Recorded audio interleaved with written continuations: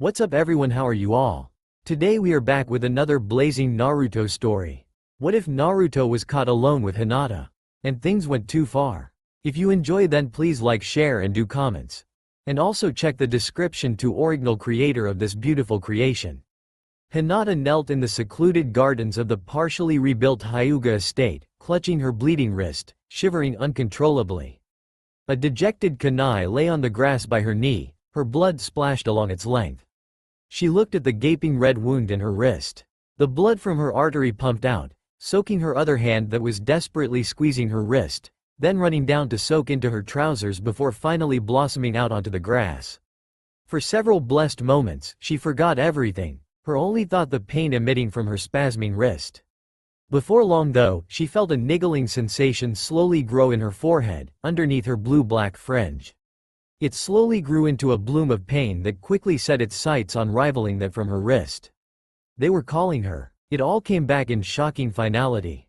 Her confession to Naruto on the battlefield that had once been her beloved village. Her fight to near death against the corpse-like man named Pawn, which caused Naruto to lose control of the demon residing within him.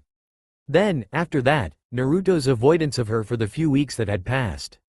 It felt like a stab through her heart. To add insult to injury, her father, when he returned home from his mission with her younger sister, had quickly found out what she did. In his anger, he had come to a final, terrifying decision. The curse mark of the Hyuga clan, the caged bird seal, had been branded into her forehead, etched there for the rest of her life. She was a new branch member at the will of the main family. A slave, she gently touched her shaking fingers to the rough seal, her final degradation, and yet, the beginning of a whole new ordeal. But the physical pain she was in now, it was nothing compared to that in her heart. Naruto-kun, he doesn't even want to be near me now, she whispered into the unresponsive garden. All my life had been leading up to that moment, when I finally laid myself open for him, when I finally confessed to him. And he ignores me, he doesn't even acknowledge what I told him. Her despairing thoughts echoed around her head. I should just end it now, she thought bitterly. The kunai was snatched from the ground, her shaking fingers digging furrows in the sea of green blades, pulling it away from the clutching hold of the grass. The grass, without a care in the world, didn't seem to want to let go of it, didn't seem to want it to cut into her soft flesh anymore. It was almost like it was trying to keep the blade away from her self-hurting fingers. The kunai slowly rose in a shaking fist, pointing towards her bared throat, just above where her hite hung.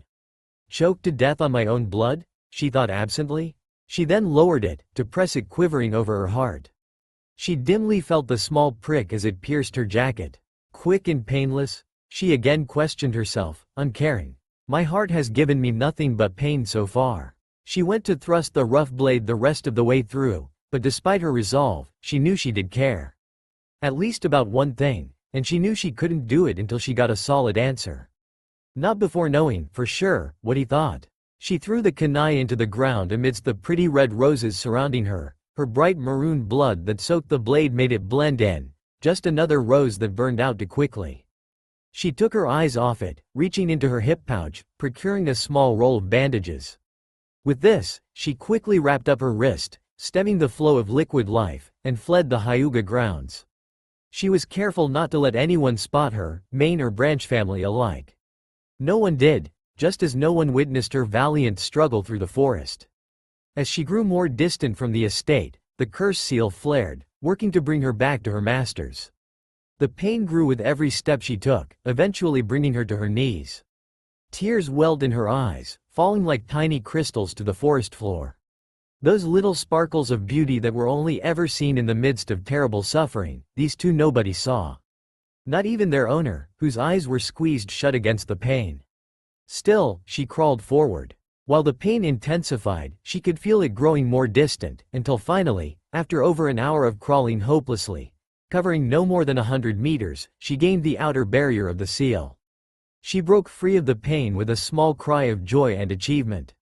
Relieved, she set off on her final mission, to see the one she loved. Naruto flopped onto the grass, exhausted from a day's hard training. His teammate Sakura had left hours ago, while he had opted to stay, pushing himself until he collapsed, trying to sort out the torrent of emotions flooding his mind. As they had for the past few weeks. He couldn't stop thinking about one very beautiful girl, ever since he had first started to notice her as who she really was, just those few weeks ago. And no, she didn't have pink hair. No, she had long, dark, graceful hair that glided down to her lower back, that, he remembered, in the heat of battle got all tousled up and fell over her shoulders in a tangled heap. This girl had strangely beautiful, light lavender eyes that, while being devoid of a pupil, showed more emotion than anyone he had ever seen. He remembered, when he started to fully notice her, just a few weeks ago, that love and pain dominated these emotions. He remembered, as he had so often during these past few weeks, her eyes brimming with tears in her valiant struggle to cross the gap between them, before the end came. This thought dominated his mind, as it had for weeks. He couldn't get her out of his head. Hinata Hyuga. Her name plagued his mind, hiding in every nook and cranny, flowing gently through his spirit. But whenever he saw the object of such passion, he choked up and ran away before he said anything stupid.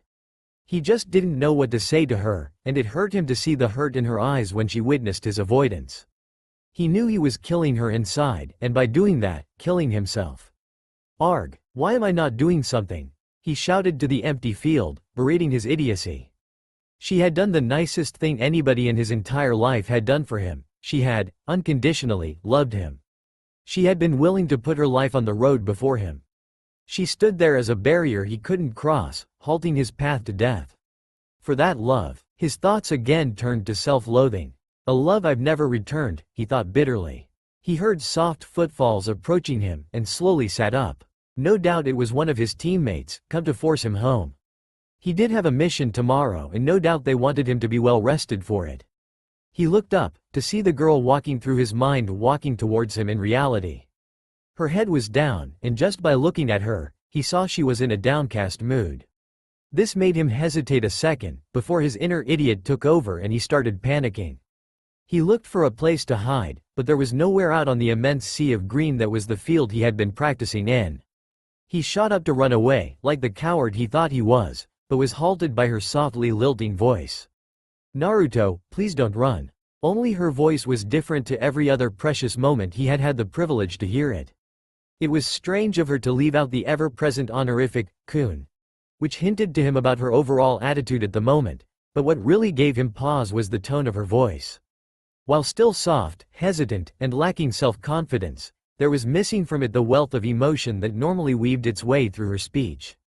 This time, it was different, it was just, uncaring. Hinata? He asked. Her plea and change of attitude had rooted him to the spot as she closed the distance between them. Then he noticed her bandaged wrist, blood still wet and seeping slowly through the pure white cloth, a symbol of her innocent spirit that was being corrupted by the pain others brought to her. She stared at her feet. She hadn't even glanced up since she'd entered the clearing, having not dared to look into his cerulean blue gaze. Before he had a chance to ask it, she answered his question of obvious worry. Tonight will be the last night, she whispered gently, and looked him full in the face. I just came to say goodbye. Her voice carried clearly across the small distance between them, the only noise in the whole field, as she stared straight into his eyes. You come to me with scars on your wrist. You tell me this will be the last night feeling like this. I just came to say goodbye. I didn't want you to see me cry, I'm fine. But I know it's a lie. Hinata, what's wrong? Naruto's voice drifted through the clearing, full with the somber tones of dreadful worry. There was something seriously up with her. I'm fine, she murmured simply, looked at him one last time, an unspoken, desperate plea in her eyes. When she saw he made no move, she turned to leave, resigned to go back to her fate. As she spun around, her fringe flicked up a little in the small breeze. In that moment Naruto caught a glimpse of what he had never wanted to see again, ever since Neji had shown it to him so many years ago. What is that doing on Hinata? He mentally screamed, inner terror getting the best of him. Hinata, he shouted, having not been able to come up with anything more useful. He caught her arm before she could get too far. She turned to him with that desperate look infecting her face. He slowly, carefully lifted her silky fringe with the back of his hand, and gasped involuntarily. There, etched into her perfect porcelain skin, a marred to a perfect sculpture of beauty, was the mark of a slave. The caged bird seal, on Hinata's forehead. This can't be, Naruto stuttered in shock. Why? was all he managed to choke out after that. It's nothing, Hinata said simply, but he couldn't miss the dejection in her voice, no matter how dense people thought Naruto was. She again tried to leave, but Naruto's grip didn't slacken. That's a lie, he said softly, blatantly bringing it into the light. Why would they do this? He asked, full of dread. Hinata resigned herself to explain. I didn't want you to see me like this, Naruto. I'm sorry, I was too weak to stay away. I had to see you one last time. They sealed me because of my actions with pain. I caused you to release what resides within you, and by doing that, I put the whole village in danger. I shamed the Hyuga clan with my actions. It was unforgivable. For the third time, she tried to leave. She just couldn't stand the pitying look in his eyes. Don't pity me, Naruto-kun. Love me, she thought in desperation. She was again stopped. Hinata, what happened to your wrist? He whispered. Nothing. Her words stumbled under the intensity of his gaze, and the lie came out blatantly obvious. Naruto looked into her eyes, and he knew. She had done it to herself. Why had he avoided her all these past weeks? Why had he not spoken to her? Why had he left her alone, even after all she had done for him? He could have made her so happy, could have protected her from her family, from the seal. Why did he be so stupid? Now, he saw the results of his ignorance. He saw what had become of the gentle, kind girl that had laid her heart out to him. He saw what became of her when all her dreams, everything she had ever dared to hope for, came crashing down around her. For the fourth time, she tried to leave, to escape his now liquid blue gaze, but this time, instead of halting her with a hand clenched around her arm, he enveloped her in both of his. This is the last night you'll spend alone. Look me in the eyes so I know you know. I'm everywhere you want me to be. The last night you'll spend alone. I'll wrap you in my arms and I won't let go. I'm everything you need me to be. Hinata sank desperately into his embrace. The tears she had been holding back now flowed freely, soaking the shoulders of his jacket with their crystalline touch. The wetness spread from where she rested her head. It was so warm, so comforting, there in his arms, that she could almost forget everything. Almost. She finally worked up the courage to look up into his eyes, and ask a single word. Why? Naruto looked down at the fragile heart in his arms. Hinata, I'm so sorry for what I've done to you, he said solemnly. You're one of my best friends, my precious people, and it hurts me to see you like this. Hinata's heart sank. Why had she even dared to hope again when he hugged her? That was it, she was still just a friend. And that had been enough for her over the years, but now, after she had finally laid her heart open for him, completely vulnerable, he hadn't even acknowledged her love. And that was too much. She started to pull away, but he hugged her tighter, putting his head next to hers so he was whispering in her ear. But I've come to realize you're more than just a friend, and it's killing me to see you in such pain. The chords and notes of his voice, despite Hinata's efforts, strung that hope deep in her heart. She couldn't help it, she didn't want to be broken again, twice in a few seconds, but her heart just wouldn't let her give up. Look at me, Hinata, he said quietly. She slowly, fearfully looked up and was locked into his gaze, drowning in a sea of blue. She started, but was cut off by Naruto pressing a single finger to her lips. Her usual self screamed in the back of her mind, to blush, to turn red, to faint, anything, but the gravity of the situation and her broken spirit drowned this out. Hinata, Naruto said, you are the only person who saw me for who I really was back then. You never, ever, looked at me like I was some kind of idiot or monster. You never laughed at me, you never degraded me, all through the years I've known you. You've always been nice to me. Even when it would have been so easy to pick on me along with everyone else, to get back at someone for your family's abuse, you never did. I don't believe you ever even thought of it. All this, it should have been enough, but I really was an idiot. It took you to put your life on the line for me to realize it. While everyone else cowered in the rubble, when I was about to be captured and killed, the whole world put a threat from what they wanted to turn me into, you stepped in. You protected me. The quiet Hyuga girl that no one thought would amount to anything. You, Hinata, put your life on the line for me. That is the single nicest thing anyone has ever done for me. You told me you always just wanted to catch up to me, just to walk next to me, to be there, with me. You said, you loved me. He paused for several seconds from his speech, holding her gaze, lost in the moment. Naruto whispered the last words with finality. And, I've come to realize, Hinata, I love you. Silence reigned in the clearing. Neither figure moved, nor did their locked eyes. They stared into the depths of each other, exploring, adventuring in the new promise. Finally, it was surprisingly Hinata who broke the silence. By, unsurprisingly, fainting. She slipped from his arms, the sudden lack of support from her leg muscles catching him off guard. She fell with a soft thud into the grass. Naruto, after his initial shock of not catching her, smiled and sat down next to her. It was good that at least one aspect of the Hinata he loved had returned. He moved his hand to gently brush some strands of her longer hair out of her face, but this accidentally brushed her fringe, revealing the curse lurking underneath. His hand recoiled involuntarily, and he gritted his teeth, a terrible rage boiling up inside of him. He set his hands softly over the mark. What did they do to you? Your parents say everything is your fault. But they don't know you like I know you, they don't know you at all. I'm so sick of when they say, it's just a phase, you'll be okay, you're fine. But I know it's a lie. Hinata slowly opened her eyes to find Naruto leaning over her. Still, reverting back to herself for a few seconds, she leapt out of his hold. How long was I, out? She stuttered, her familiar habit of fiddling her index fingers together before her face coming back. Naruto smiled to see her, at least for the moment, back to her incredibly cute self. About an hour, he said nonchalantly. Oh, Hinata got out before he stood up to where she was, only inches away. Hinata, do you remember what I said? He stuttered slightly, hoping he wouldn't have to repeat his whole speech. It had come straight from the heart, and he was certain he wouldn't be able to do a repeat. Hinata gulped, and gave an infinitesimal nod. Naruto gained confidence in this.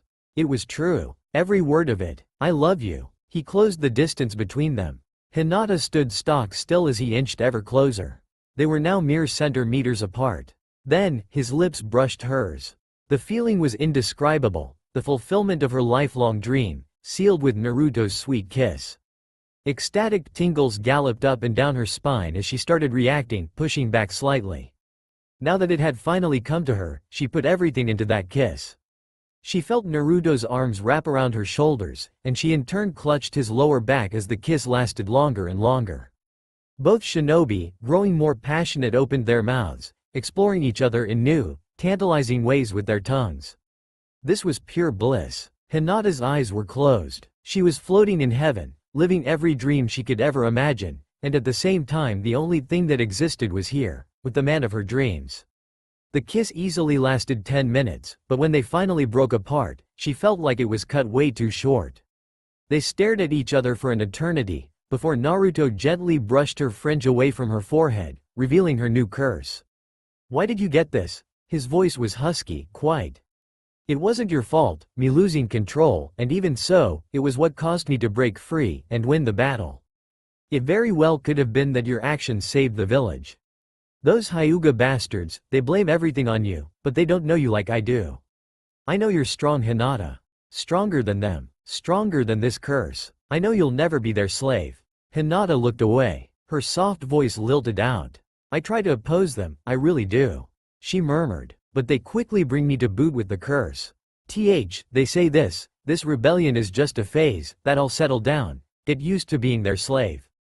Tears fell again as she remembered her first meeting with Hiashi after the sealing. The curse-mark sealing jutsu being used on someone who had almost fully grown was near lethal. It had been the most painful thing she had endured through her whole life. The seal was also more difficult to place on a grown Hyuga, so it had taken a long time. The aftermath of this was that she was still shaky as she entered the small room and knelt to have lunch with her family. Hinata, what are you doing here? Hiashi's cold voice echoed harshly through the room. Father? She said questioningly. Don't you dare call me father, he exploded. You are not worthy of being my daughter. You are weak, pathetic, stupid. You are the shame of the Hyuga. The unexpected words cut deep into Hinata's innocent soul, but still he continued. Only by your Kekkei Genkai are you associated to me. If it weren't for that heritage needing protecting you would be banished. Molding his chakra, he brought her to her knees before him. The newest branch member's scream echoed out of the open room and throughout the halls of the estate, causing branch and main family alike to shudder. The pain consumed Hinata's head, blocking out all coherent thought. She vaguely heard her ex-father continue. You need more disciplinary methods to sort out your misbehavior. He said coldly down to the girl writhing by his feet. If you act up much more, do not think we will avoid using lethal force to put you down. With sweet mercy, he increased the pain, and Hinata started to slip into oblivion.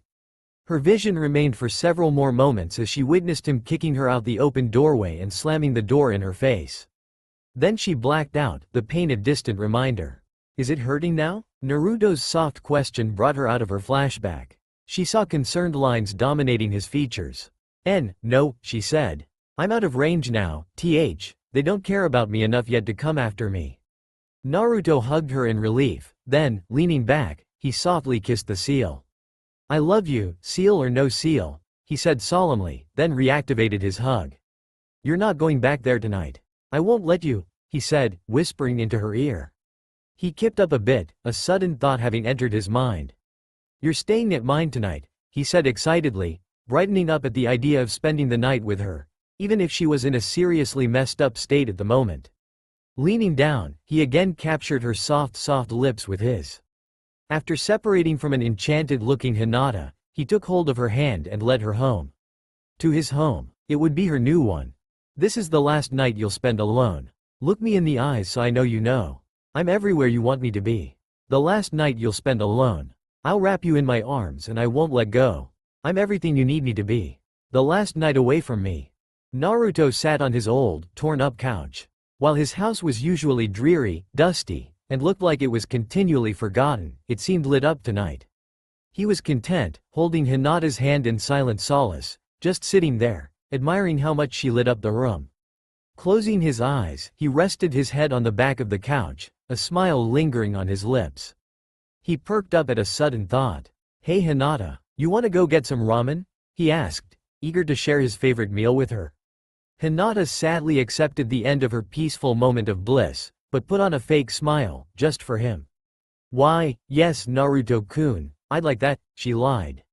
She was feeling more and more like herself with each moment that passed in his presence, but she was still unsure of what she would do once this night was over. Could she stand to live with the curse seal?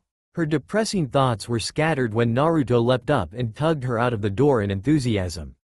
They ended up at Ichiraku Ramen in no time, Naruto quickly pulling her inside. If it could be called an inside, it was only closed off by the small head-height flaps of weighted cotton. A smirking Ayame greeted them. Naruto, who's your girlfriend? I think I've seen her in here before. She teased. She was on late shift, a long, boring, lonely time, and was eager for some company. She's not my. Naruto started in instant retaliation, but then remembered their kiss, their deep understanding of each other, and Hinata's vulnerable state. He smirked, but try as he might it erupted into a full-faced grin. Yay, she's my girlfriend, he burst out, shouting it to the world, pulling said blushing girlfriend into a hug. Her name's Hinata Hyuga, and she's the nicest, cutest, gentlest, strongest, awesomest girl in the Leaf Village. He proudly announced his girlfriend's qualities to, again, the world. Ayame smiled at the obvious intense love he had for the poor, blushing girl. Well, what can I get you? She said, getting down to business. 10 bowls of ramen later. Naruto leant back in his chair and let out a huge burp, as was his habit. Suddenly remembering his company, he looked over sheepishly, but Hinata was pretending it never happened. Focusing intently on her bowl while her ears burned, she blew carefully on her chopstick full of ramen before putting it in her mouth.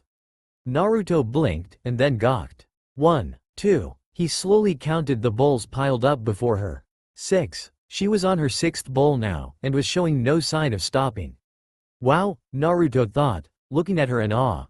She's awesome. He looked at his girlfriend with newfound respect and undisguised love, causing her to blush a deep crimson when she noticed, putting her face closer to her bowl in order to try to hide her features.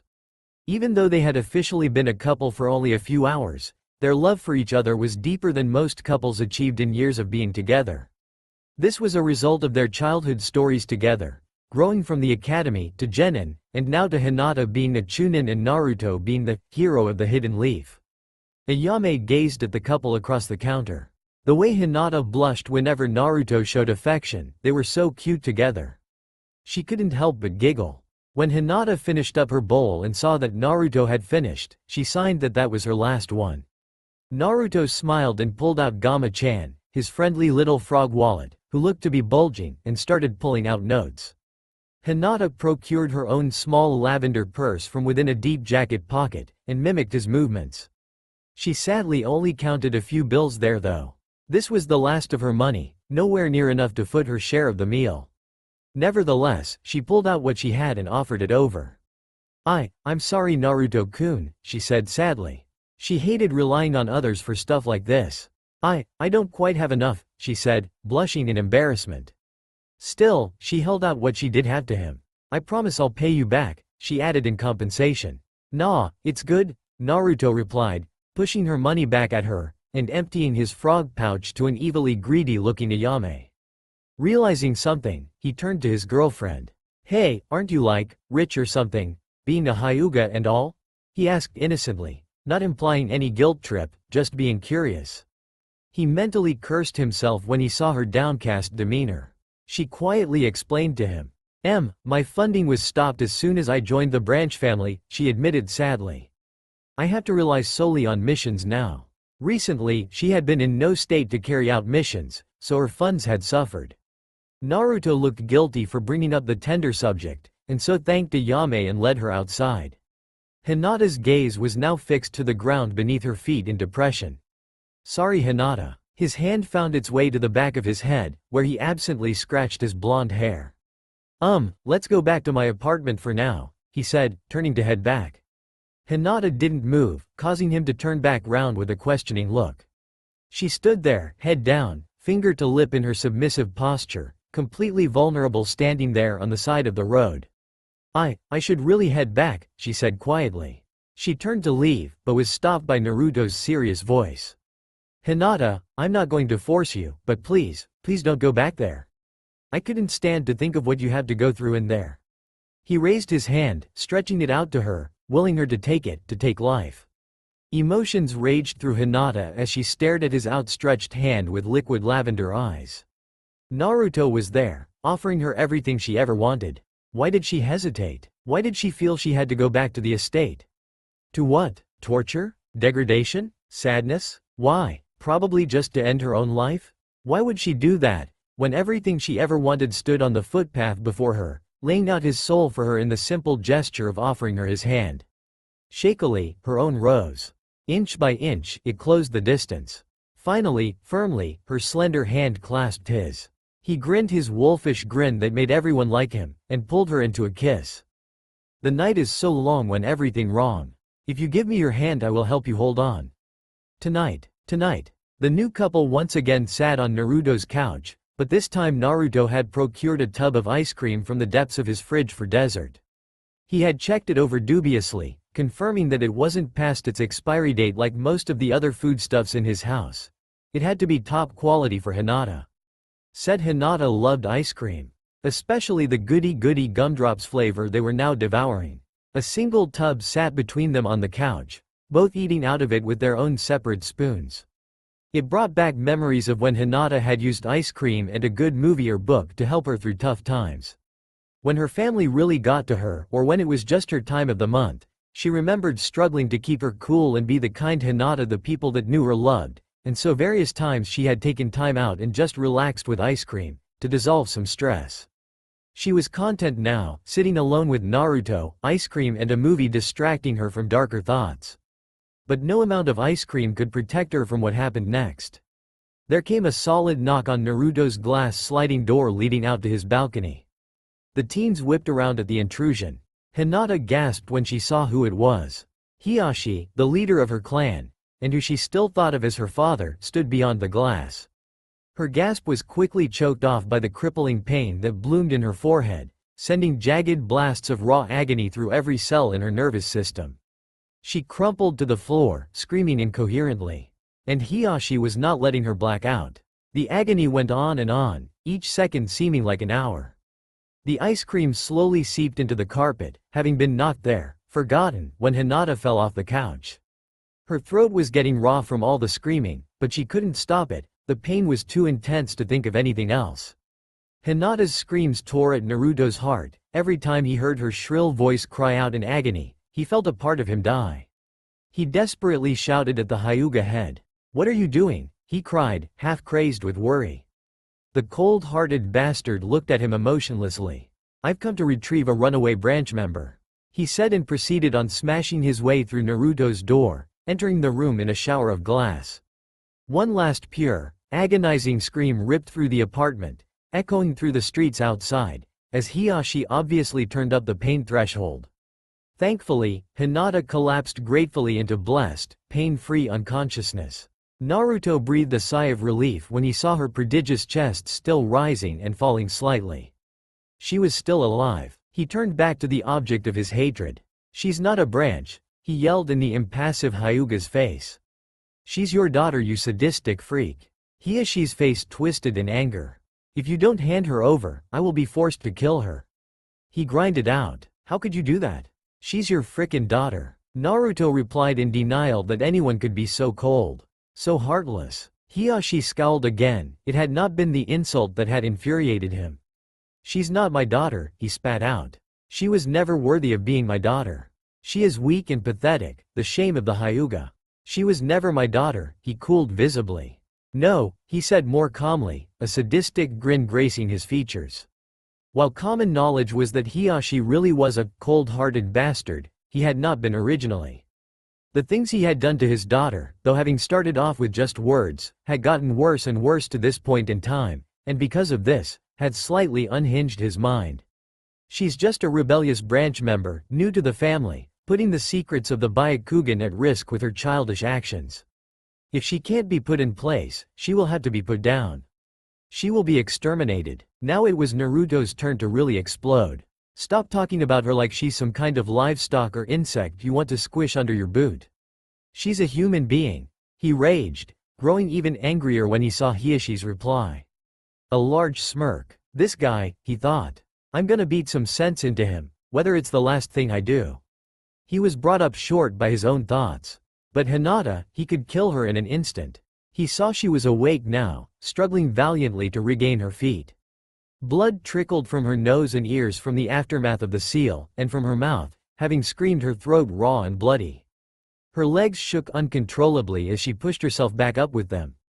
Just as she stood straight and tall, Hiashi brought the pain back. She held her ground against it for a few precious moments before he turned up the threshold even more, and she instantly crumpled, writhing in agony. Such disregard for humanity, something snapped inside Naruto. He forgot all admonitions. "You motherfucking bastard," he screamed, charging with his full might, everything he could muster without the Kyuubi.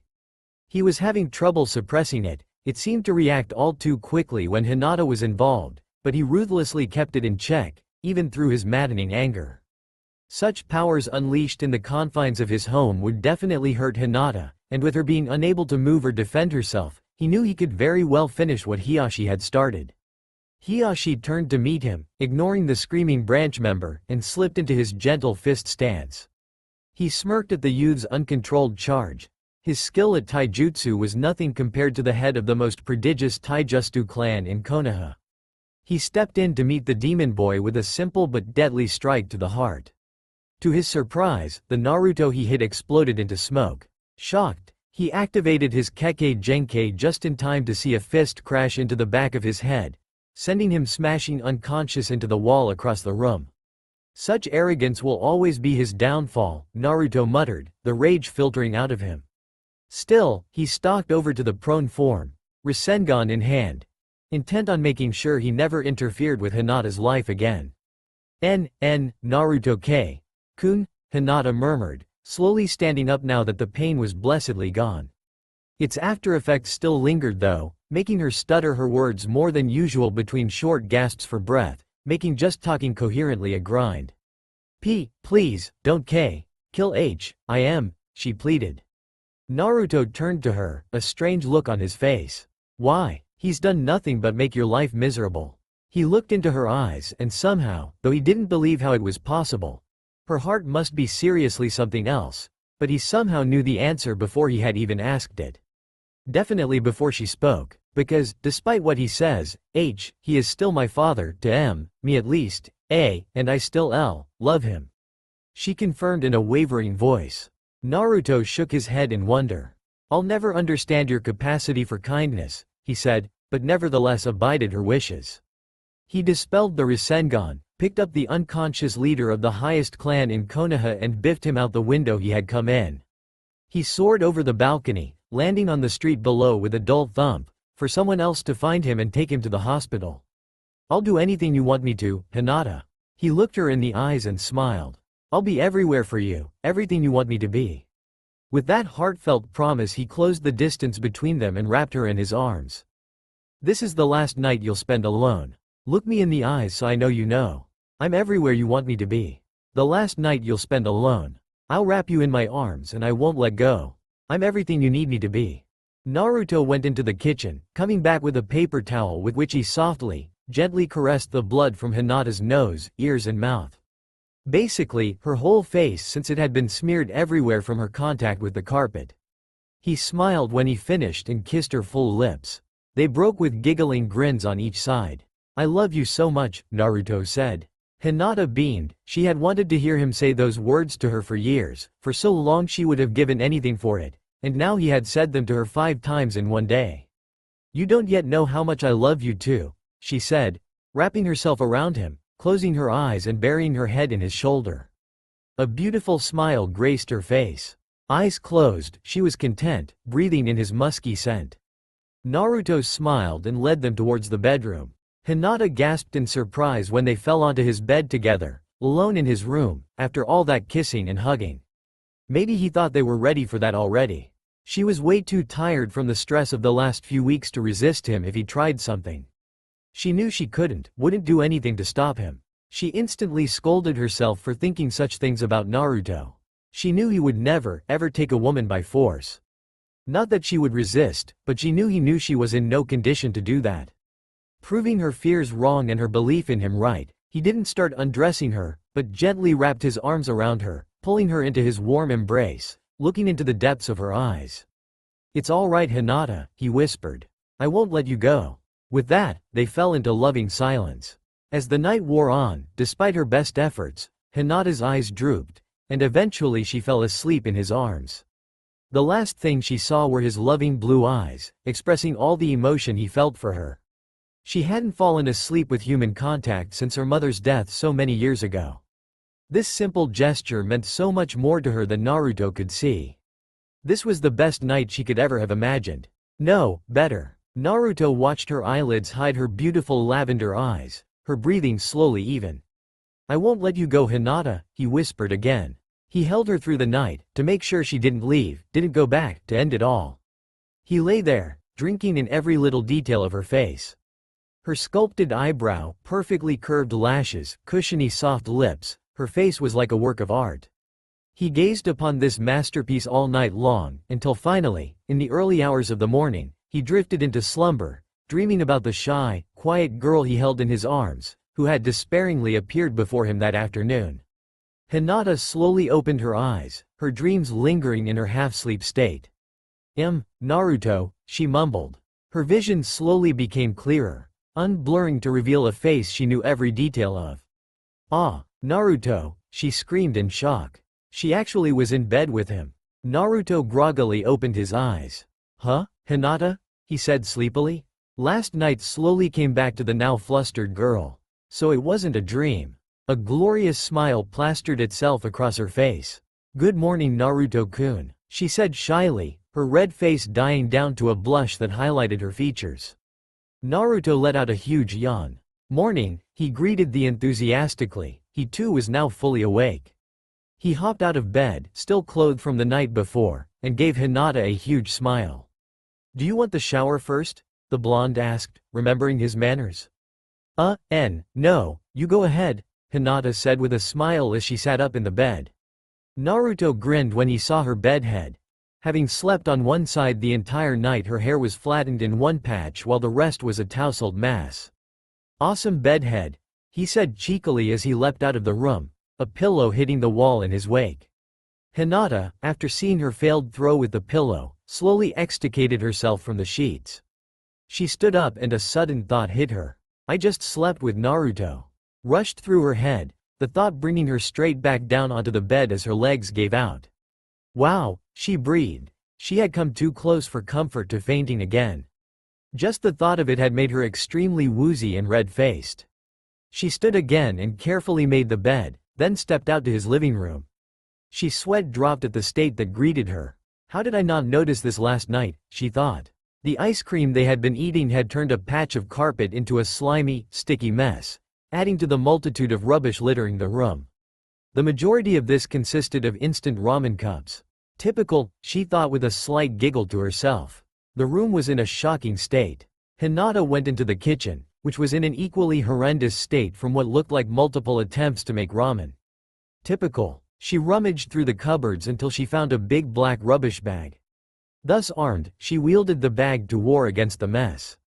10 minutes later she put her hands on her hips and smiled at the sparkling room, just like any ordinary girl. Naruto was still in the shower, so she took off the yellow rubber gloves she had procured and stepped out onto the balcony. The door was now glassless, so she didn't even have to open it, and her feet weren't in any danger from cuts as she'd already swept up the glass into her rubbish bag. She had been embarrassed when she woke up to find she was even still wearing her sandals, and so when he had gone to the shower she had quickly slipped them off, placing them neatly by the door beside his black ninja boots that had obviously just been thrown there. She breathed in the fresh morning air and looked out into the street below. A wave of relief swept over her when she saw Hiyashi wasn't still there. Some ninja on night shift must have picked him up. She relaxed and sat down with her back to the wall, gazing out over the street below. This was familiar territory for her, and the constant sound of water running from the shower lulled her into a state where she was lost in her memories. Hinata remembered days when she had snuck out of the Hyuga compound to come to this very place, to come lose herself on Naruto's balcony with her memories of him. When he was on his 3-year training trip, she had missed him big time, so this was the closest she could get to remind her of her role model. Even since he got back, when he was on missions or training she would sometimes come here. She had gotten the best of her strange habit of stalking him, and instead came up to his balcony, to get away from the hassles of life. To just think about the boy she loved. This had been her sanctuary. Now Naruto was her sanctuary. This had been her little secret place she could come to get away from her family, from the stress of life as a ninja, from everything. Now Naruto would be this for her. Now they were together, he was her living sanctuary. Hinata absently scratched the seal on her forehead. Even in this place, her family had intruded. She looked at the broken door. Try as she might, she couldn't just forget them. She knew. They would come back for her. Hearing the shower stop, she got up and walked back inside to see Naruto exit the bathroom wearing nothing but a towel. She instantly turned red seeing his naked torso. She blurted out. He finally noticed her standing red-faced just inside the door to the balcony. "Are you alright, Hinata?" he asked, concerned something had happened outside. Being a guy, he didn't really care that she saw him in just a towel. "Why, yes," Hinata stuttered. She covered her eyes behind her hands and rushed to the bathroom. Because of her now blind view, she smacked hard into the doorframe, having misjudged her trajectory. "Ouch," she said, rubbing her head, then quickly hopped through the door and slammed it behind her. She pressed her back up to it, sighing in relief to be away from the naked object of her desires. The blush slowly left her face, and, opening eyes she went about washing up. Naruto stared at the closed door. "Okay," he said carefully. "She must really want the shower," he concluded, smiling to himself. He loved Hinata's antics. She was so cute how her face fluctuated so frequently from white to pink to red whenever he saw her. He turned to go to his bedroom, and got a hell of a shock witnessing a sparkling white room. "Awesome," he said out loud in awe. How had she done all this in such a short amount of time? She really was, just, awesome. Entering his room he changed into a clean orange jacket and track pants. He then went into the kitchen, turning on a decrepit stove that looked like it hadn't been used in months. Rummaging through the pantry, he started producing various ingredients. He had a surprise for Hinata when she got out of the shower. Hinata emerged from the shower reborn. She had not only washed off the dirt and blood from the last day's torture, but washed off some of her stress and worry about her family. She had completely relaxed in the shower, knowing she was safe with Naruto there to protect her. She let her worries flow off her with the water running down her long dark hair, flowing over the porcelain white contours of her body, taking away the stresses of life. She left the bathroom with her hair freshly brushed, though to her embarrassment wearing the same dirty jacket she had yesterday. She obviously hadn't thought she would need another day's clothes when she had gone to see Naruto for what she thought was the last time. She smiled to herself despite of it. How things have changed. Stepping through the door she came upon a strange smell. It was a bit like breakfast ramen, but somehow, off. Curious, she peeped her head into the kitchen. When she saw Naruto standing vigilant over the stovetop in an apron, she couldn't help but giggle. Stirring a pot full of noodles, his expression was deadly serious, even with the absurd apron. He was so cute. She pictured him in a chef's hat and giggled even harder. Naruto grinned when he saw his girlfriend in a good mood. "Hey there, I thought you'd like some breakfast," he greeted cheerfully. Hinata grinned back before another fit of giggles overpowered her. Naruto loved hearing that laugh. Her real laugh. The one that just bubbled out of her, full of pure happiness. It wasn't mean or abrasive or forced like many people's laughs. It didn't make him feel bad like she was laughing at him. No, it was just the pure, unhindered sound of joy. For the first time, he truly saw the sunny place that was the unsuppressed Hinata Hyuga. And he loved it. When she finally controlled her amusement at seeing him in an apron, Hinata managed a few coherent words. "I'd like that," she said with a smile. So Naruto poured the noodles into 2 bowls, chucked various spices over them, and carried them out to the table in his living room. They both took a seat opposite each other and sat down. Naruto gestured enthusiastically for Hinata to try the meal he made for her. Hinata smiled. Naruto had cooked for her. It didn't matter that it didn't smell very good, and looked incredibly dubious the way it was thrown together, but that was irrelevant.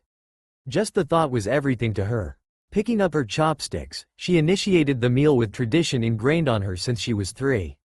"Itadakimasu," she said, broke her chopsticks, and carefully wrapped some noodles around them. Smiling nervously at his intense gaze, she popped the chopsticks full of noodles in her mouth. She started in appreciation, but then as she chewed her face slowly turned blue, an odd shade for Hinata's usually red tones. She quickly swallowed to get the food away from her taste buds as quickly as possible. This however, led to prolonged choking when she rushed it and the noodles stuck in her throat. She spluttered about in her seat like a fish out of water. Between hitting her chest with a fist and coughing fits, she forced out, "It's G, cough, great Naru, cough, 2, cough, kun." She ran for the kitchen and put her mouth under the tap. Rapidly spinning the top she desperately gulped in water, clearing her airways to wash out the now infamous noodles. Wiping the remnants of cleansing tap water from her mouth with her jacket sleeve, she re-entered the living room. Hinata smiled sheepishly as she retook her seat. Naruto was eagerly gobbling down his own bowl. "If he can eat it, so can I," she resolved herself. Naruto, noticing her return, quickly turned to her. "Are you alright, Hinata-chan?" he asked in sincere concern. The compliment was so unexpected she instantly stopped what she had begun to do. Wrap up another chopstick full of noodles. She was lucky they were not already in her mouth. She would have been back under the tap in an instant. Hinata, cha, n. She stuttered out in shock, her face fluctuating bright pink.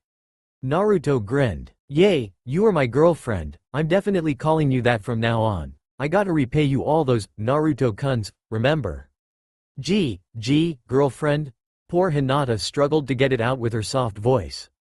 It all really sank in for her then. She was Naruto's girlfriend. The innocent girl turned red and promptly fainted in glee at the thoughts that infected her mind of what could happen as a result of their pairing. Naruto leapt up as he saw her start to topple and caught her just before she hit the ground. Unfortunately, he knocked over his ramen in the process. His sweat dropped at Hinata's antics. "Ah, Hinata, this is gonna be fun," he said in exasperation to the unconscious girl in his arms. Thankfully, when Hinata woke up she was saved from eating more of the lethal ramen by a very guilty-looking Naruto. His face said it all. "I ate it. We better get going," she said nervously. She was nervous because last night there had been so much blissful kissing, but this morning she hadn't even got a hug. Did he still feel the same way? Her anxiety was getting the best of her until she remembered not moments ago he had called her girlfriend. She blushed and twiddled her index fingers up by her face as she meekly followed him to the door, knowing of what she wanted but way too scared to ask for it. He already had his black ninja boots on, so she bent over to put on her own shoes. Picking up a black sandal, she slipped her delicate-looking foot through the ankle brace that connected to the rest of the piece with two small black straps. She wriggled her toes under the wide armored strap that protected the joints between her toes and foot. While her sandals were extremely cute, comfy and flexible, the main reason she had chosen them was for their extremely durable qualities and protection. They had been vital components in the success of some of her missions. From the corner of her eye, she saw Naruto glancing towards her strangely, then blushing lightly and averting his gaze to the floor, before being drawn back to her. She turned bright crimson when she realized what he was doing. She noticed she was in the perfect position for it. He was desperately trying not to check out her bent-over bum, but failing miserably. Quickly stepping into her other sandal, she jumped up and turned to him with her hands clasped together in front of her, still a little pink in the face from embarrassment. She gasped in involuntary surprise when he stepped not inches away from her. His eyes were intense, all trace of lust from his previous view swept away. "Hinata, no matter what happens today, remember I love you," he whispered. A feeling of dread crept over her as she started to think of the complications, of what everyone's reactions would be. Such thoughts were shattered when Naruto's lips closed on hers.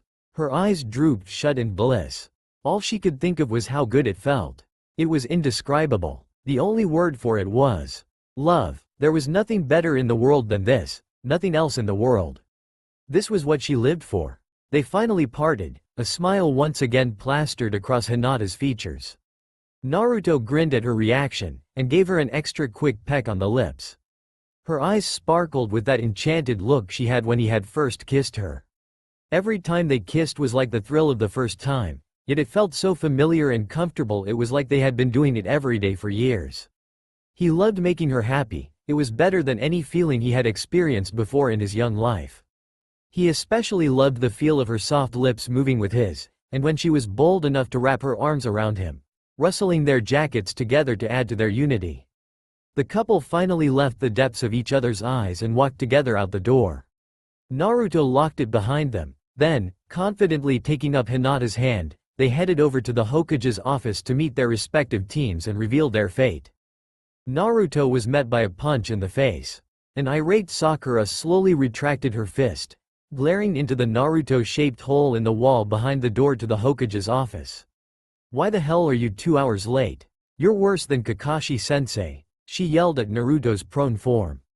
"Huh, Hinata?" She stopped her barrage suddenly, noticing the meek Hyuga standing in shock in the hallway just outside the doorframe, having narrowly missed being taken out and squashed between Naruto and a wall.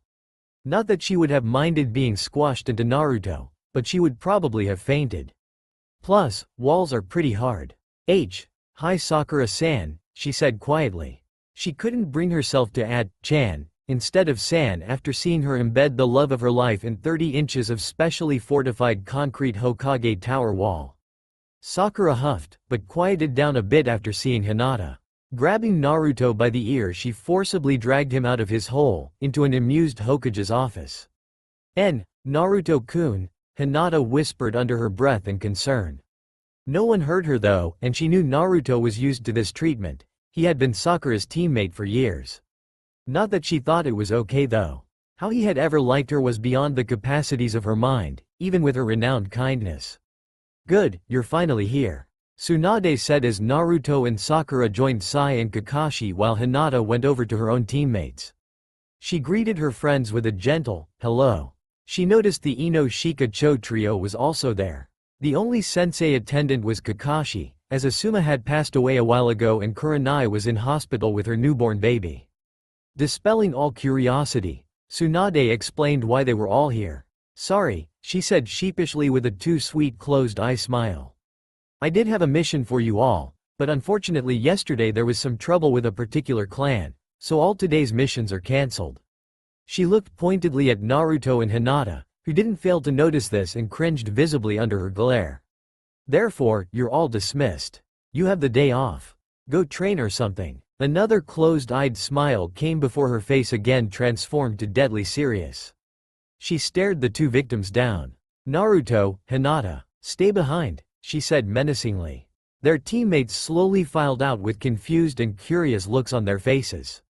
Except Shino, of course, who was as blank as ever. Hinata fearfully looked away from a sympathetic Kiba and turned back to the Hokage. Taking a deep breath, she was the calm before the storm.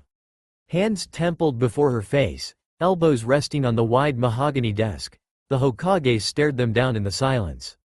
Finally she sighed. What am I to do with you two? She asked herself. An Anbu picked up the leader of the most prominent clan in the village this morning. Hiyashi Hyuga was lying unconscious in the dirt of the street, right outside your house, Naruto. This Anbu was obviously curious to this peculiar occurrence, and so performed some surveillance on the surrounding area. What he saw was quite shocking. You, Naruto, in bed, holding Hinata Hyuga, a valued branch member of the Hyuga clan. She looked accusingly at said girl, who was now flushing various shades of red, indicating it was not all Naruto's fault, that Hinata was in deep water too. She couldn't come up with a feasible excuse for such an embarrassing experience on the spot like that. So, she just stuttered away in typical Hinata fashion under the stony gaze of the Hokage. It didn't last long, her savior in gleaming orange quickly came to the rescue. Shut it, Grandma, he shouted rudely. She's my girlfriend now and we can do whatever we want. The Hyuga don't own me, and they certainly don't own her. That idiot Hiyashi guy was asking for it. He was hurting Hinata-chan for no reason other than his own sadistic wants. I don't stand for that kind of crap and I won't stand for yours, even if you are Hokage. I love Hinata, and I'll do anything for her. Naruto finally finished his outburst, breathing raggedly in frustration and anger. Hinata, please leave and return to your team, Tsunade said, coldly dismissing the girl. Hinata didn't move, not wanting to leave Naruto's side, especially after that heartfelt defense. Tsunade's brow drew down in anger at the girl's hesitation. Hinata looked to Naruto in concern, but he just turned to her and gave her a confident grin. Don't worry, Hinata-chan, I'll be alright, he said sincerely. She accepted the truth in his eyes, smiled, bowed stiffly but politely to the Hokage she now didn't like all that much, and left the room. However, as soon as the door closed she leant up against the wall and whispered, Byakugan. Her Kekkei Genkei active, she could read Tsunade's lips through the wall. She couldn't see Naruto's mouth moving, he was facing the other way, but she knew him well enough to get the gist of what he was saying just by his body language. She closed her eyes, being able to see through her eyelids, and bowed her head. This way, her bangs drifted forward slightly and obscured the view of her eyes from the sides, hiding the bulging veins that were the telltale of her blood limit. Standing there, leaning casually against the wall, head down in what looked like the usual Hinata depression, she appeared to belong there, just another ninja waiting for her appointment. Back in Tsunade's office, Naruto was thoroughly pissed off. What the hell, Granny Tsunade? Why are you giving us so much crap? Do you even know what they do to her? I won't let that happen again, no matter what. I give my word on that. Outside, Hinata's heart soared. She knew Naruto's Nindo intimately, it was her own, and so she knew she was safe with him now. If only she was that self-assured, but the following conversation again made her doubt. I'm well aware of that, Tsunade said. However, Hinata is used to suffering, it's made her the strong kunoichi she is today. She's coped with it ever since her mother passed all those years ago. While I admit her abuse has got noticeably worse lately, she will get used to it, just like all the other branch members. She will become a stronger ninja thereof. Naruto stood in mute disbelief. Fists clenched, head down, he was shaking in barely suppressed rage at such blasphemy. He couldn't believe the words coming out of his revered Hokage's mouth. No, he whispered. No, she won't go through that anymore. She won't suffer anymore. He finished shouting, tears of frustration watering his eyes. He couldn't stand to think about Hinata having to endure the pain of what happened last night, every day for breakfast, lunch and dinner.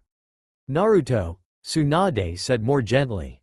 It could make your dreams of becoming Hokage impossible. His head snapped up instantly. What are you saying? He growled. You can't steal Hinata without there being consequences. Having such an important clan as the Hyuga directly oppose you would make it literally impossible for you to fulfill your dream. Tsunade explained. Just think about that before you throw it all away for this girl. Naruto stood stock still, unmoving.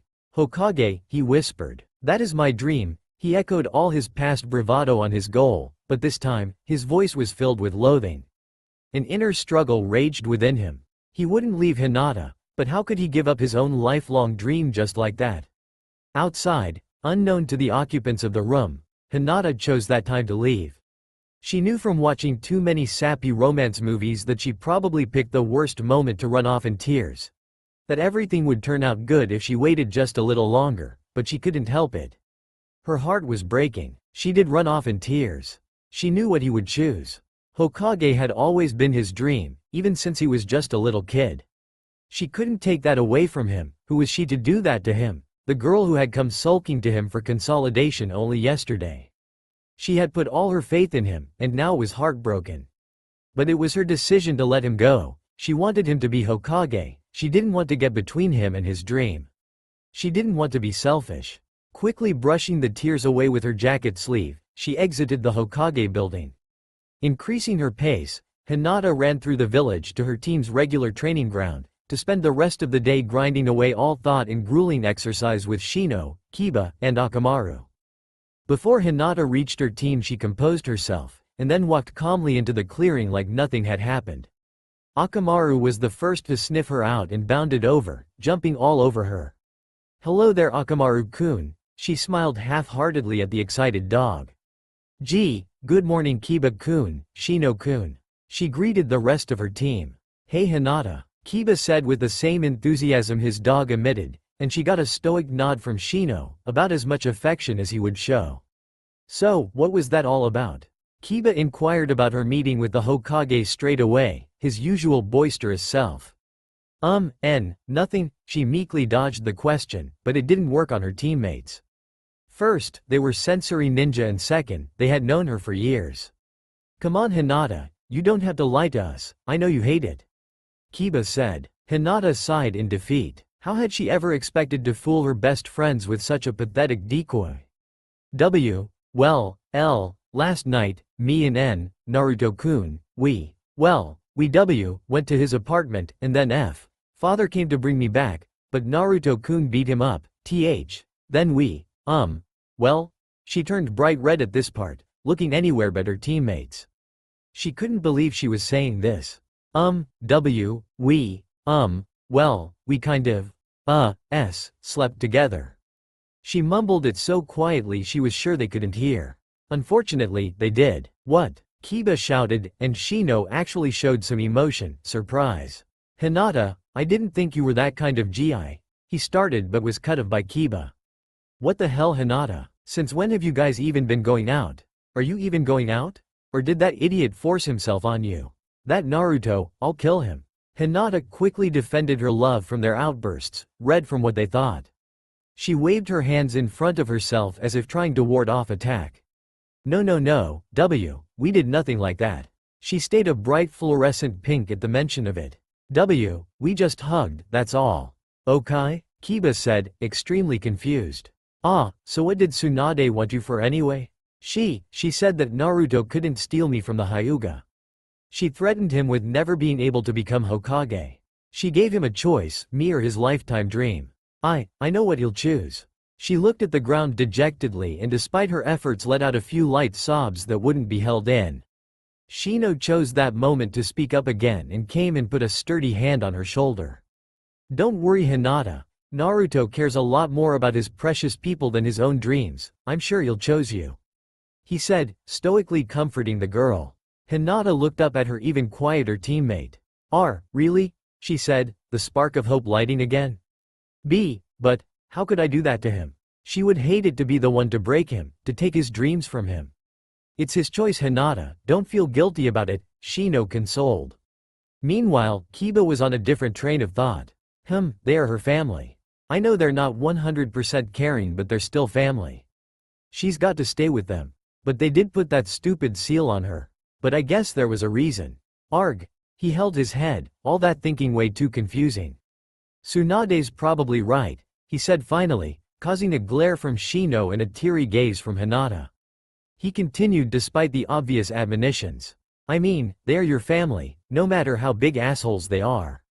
And you do have the Byakugan that needs protecting. He started to realize the implications of what he had started saying. He continued on, his pace getting quicker. They could take drastic measures to get it back. To get you back. If you don't want to go back to them peacefully, Hinata, I'm worried what they'll do to you. He said the last words solemnly. They could just decide it would be easier to kill you.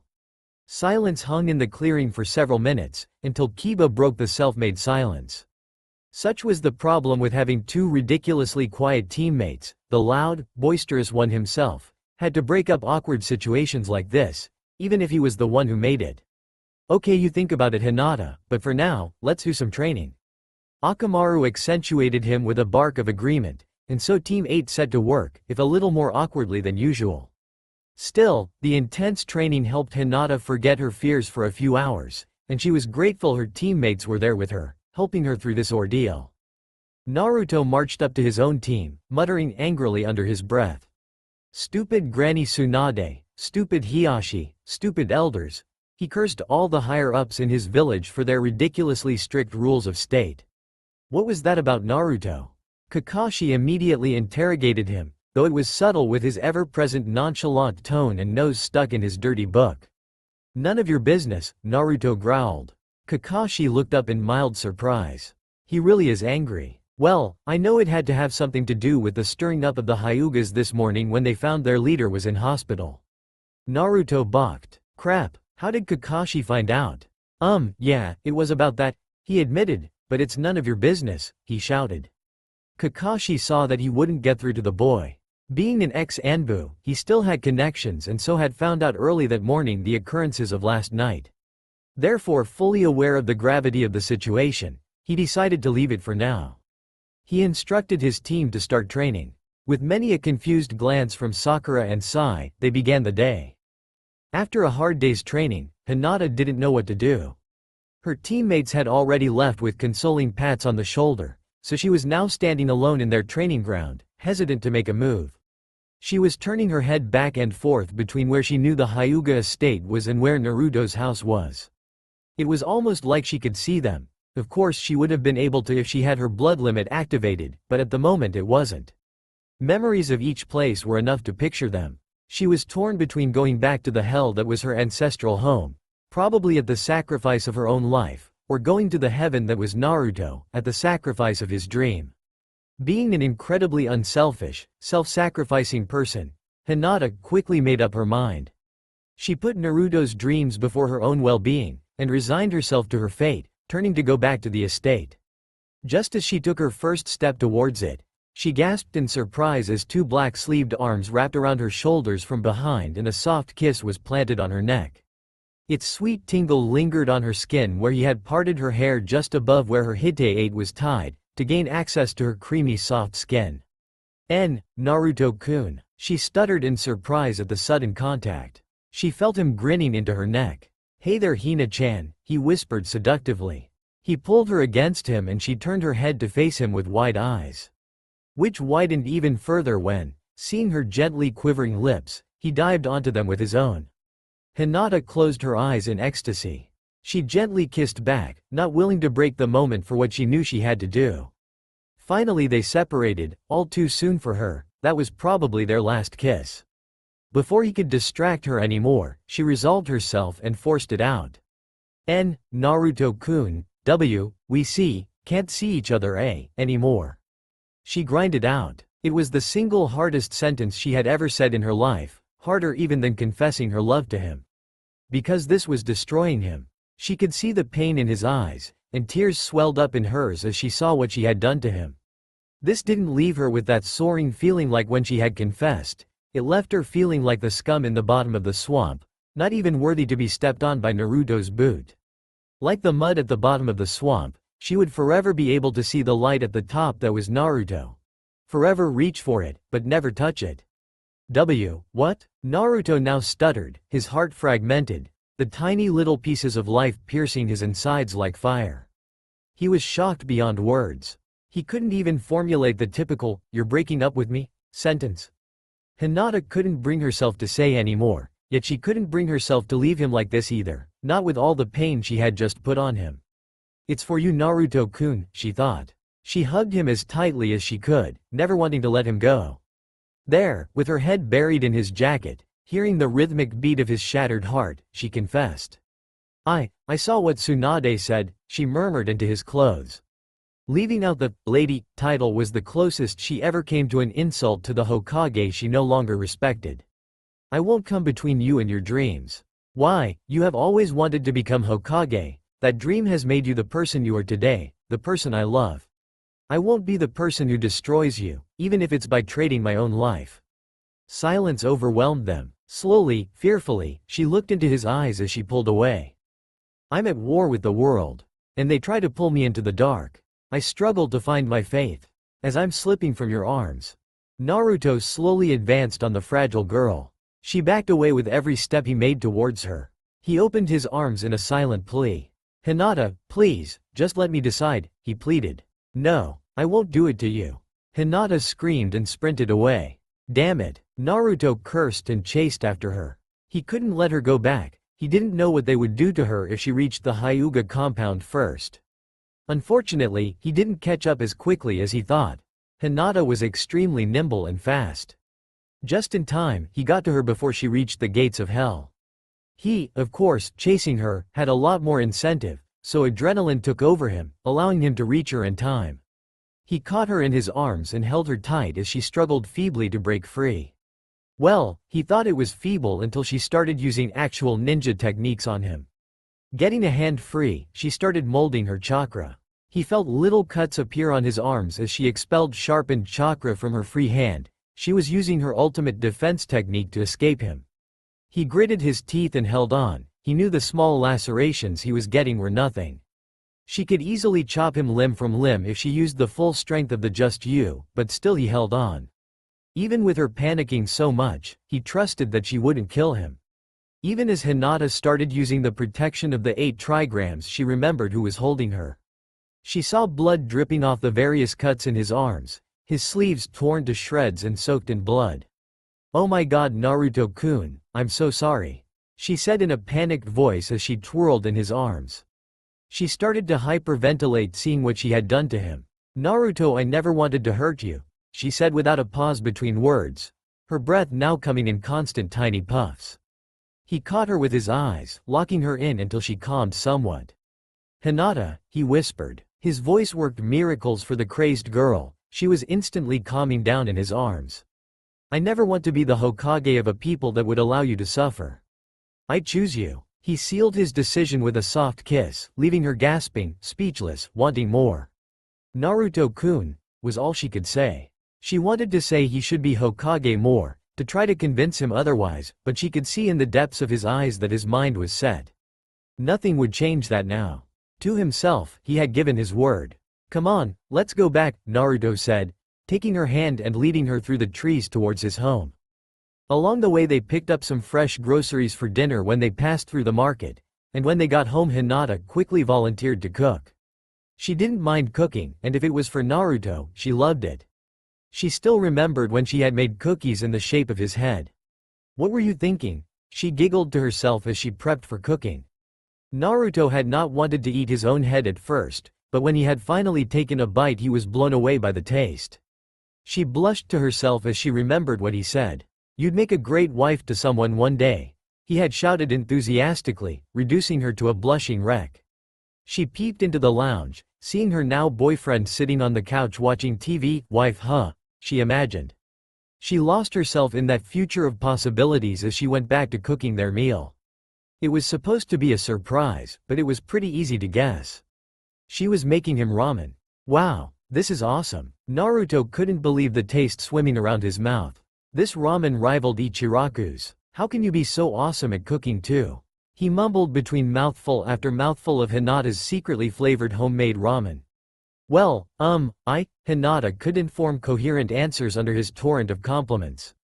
She tried some herself, and couldn't stop, yummy, from coming out. It is pretty good, I guess she thought, though too modest to come out and say it was awesome to herself. Cinnamon scrolls were for dessert. These were a first for Naruto. They were Hinata's favorite treat, so to consummate their first normal night together she had baked them specially. She was glad Naruto liked them, but was a little ashamed that she ate 6 out of the batch of 8 she cooked. She just couldn't help herself. She could resist them normally, but if they were sitting on the table before her, it took S-rank determination to resist. After dinner, they quickly went to bed, weary from the day's stress and training. Naruto reassured her over and over again that he was happy with his choice. It was obvious by her demeanor that she still felt guilty about it. "Anyway, I can always find another way to become Hokage," he said. Hinata smiled at him. His reassurances were overwhelming her self-doubt. "Okay Naruto-kun," she said kindly. They had also bought a few extra clothes for her earlier as she dared not go back to the estate, so her pajamas were now an oversized white t-shirt that came almost to her knees, and to her immense embarrassment, just undies for the bottom half. It looked like she was wearing the t-shirt and nothing else. This time Naruto closed the curtains just in case another Enbu got nosy about the new couple on the block, and they went to bed. "Good night Hinata-chan," Naruto said with a slight yawn. Hinata blushed, she still wasn't used to that name. "Good night Naruto-kun," she said softly. "Love you," she added in a whisper, happy that she could finally bring herself to say it so freely. It just felt so right. Her heart soared when he said it back and proved it with a sweet goodnight kiss before they both drifted off into their respective dreams of each other. Jitensha, Jitensha. The familiar repeated notes of bicycle instantly snapped Hinata from her sleep. She shut off her alarm as fast as possible before Naruto could wake up. It had barely gotten out the second word before she shut it off. Hinata was so used to it the first note would wake her. Because of this, Naruto didn't even have a chance to register he had heard it, and so just kept slumbering away. Hinata had wanted to get up early so he could wake up to a surprise. Since she presumed his normal wake-up time, like all ninja, was 7, and it was 5:30, she reasoned she would have enough time for a shower before she set to work. However, before her shower she hand-washed her jacket and track pants so she would finally have some clean clothes to wear that day. She couldn't go in a baggy t-shirt and undies, and would be way too embarrassed by the obvious hint of wearing Naruto's clothes. She hung her jacket over the windowsill so it would hopefully be dry by the time she was finished, and then hopped in the shower. Closing her eyes while the steaming water ran over her porcelain white skin, she came to a decision. Thinking once again about her family, her duties as a ninja, her friends, and her love, as the water flowed over the curves of her body, she decided to put all she had into Naruto. She would trust him completely to look after her, but she would also look after him and their relationship in turn. She would never give up, she would fight for it if she had to. She would stand her ground, no matter what anyone said. Hinata left the bathroom resolved and determined, but ecstatic about the possibilities that were laid open before her. She grabbed her ninja gear, though still damp so a little uncomfortable she felt better wearing it again, instead of the sleepwear she had at the moment, which felt incredibly skimpy to her. Sadly, when she was toweling her hair dry and walking back into the bedroom to grab something, Naruto was already sitting up in bed, yawning like a cat. Still, she was happy as always to see him, so sat down next to him, hoping for a little something. "Gee, good morning Naruto-kun," she said shyly, blushing slightly at what she wanted. "Morning Hinata-chan," he said enthusiastically and gave her a good morning kiss, just what she had been hoping for. Her eyes fluttered closed in rapture. It ended all too soon for her, as always. Forever wouldn't be long enough when they were joined at the lips. Naruto went and had a shower and Hinata rushed into the kitchen, making Naruto his surprise, a quick batch of breakfast ramen. She went about grabbing ingredients out of cupboards, until she realized there weren't any eggs. You can't have breakfast ramen without boiled eggs sliced on top. I must have used them all last night, she thought. Guiltily, she took a few coins from Gama-chan and left a note for her boyfriend, consoling herself that she would pay him back, even if the eggs were for his breakfast. She smiled and blushed slightly as she wrote the last part, then rushed out the door. Naruto exited the shower to the smell of ramen cooking. He followed his nose into the kitchen where a half-done pot of ramen was on a slow boil on the stove. Hinata must have left it there to go get something, he thought. It was confirmed when he saw the note on the bench. "Dear Naruto-kun, I have gone to get some eggs. Sorry I had to borrow some money. Love from Hinata H. XOXO. Naruto grinned. He could even see her cuteness in her handwriting and the way she wrote the note, and could imagine her blushing as she wrote the last part. Kiss cuddle. I'll have to take her up on that when she gets back, he thought mischievously, making the mental note. However, plans never go according to. He heard a loud explosion come from the market district, not too far from his house. He instantly got changed and leapt out the window onto his balcony, then jumped from there to the roof. Using them as pathways was a lot more open than the street. Is the village under attack? He panicked. That can't be happening again. Not so soon after pain. Hinata had walked happily into the store, feeling on top of the world as she bought a tray of eggs. She was with Naruto-kun. She felt like nothing could bring her down now. The eggs were immediately forgotten as she stepped out of the store though. They fell from her shaking fingers, smashing on the pavement below. Before her stood a group of 5 fellow Hyuga branch members, all in battle stances and with menacing looks on their faces. Hinata Hyuga, we have been sent to bring you back to the compound. The one in the middle stated coldly. He was obviously the leader. If you don't come willingly, and don't allow us to take you by force, we have authorization to use lethal force to bring you back in a body bag. What's your choice, you return for torture or a burial? He sneered out that last part. Hinata was speechless. She thought she would be safe for at least another day. She had never expected this so soon. She was glad to see that Ko-kun, her personal caregiver when she was a main house member and someone that had become a dear friend to her, wasn't among the group. He must have wanted nothing to do with the execution of a fellow Hyuga.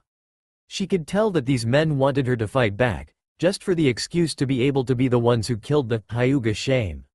She resolved herself. Oh yes, she would fight back. But they would not take her down so easily.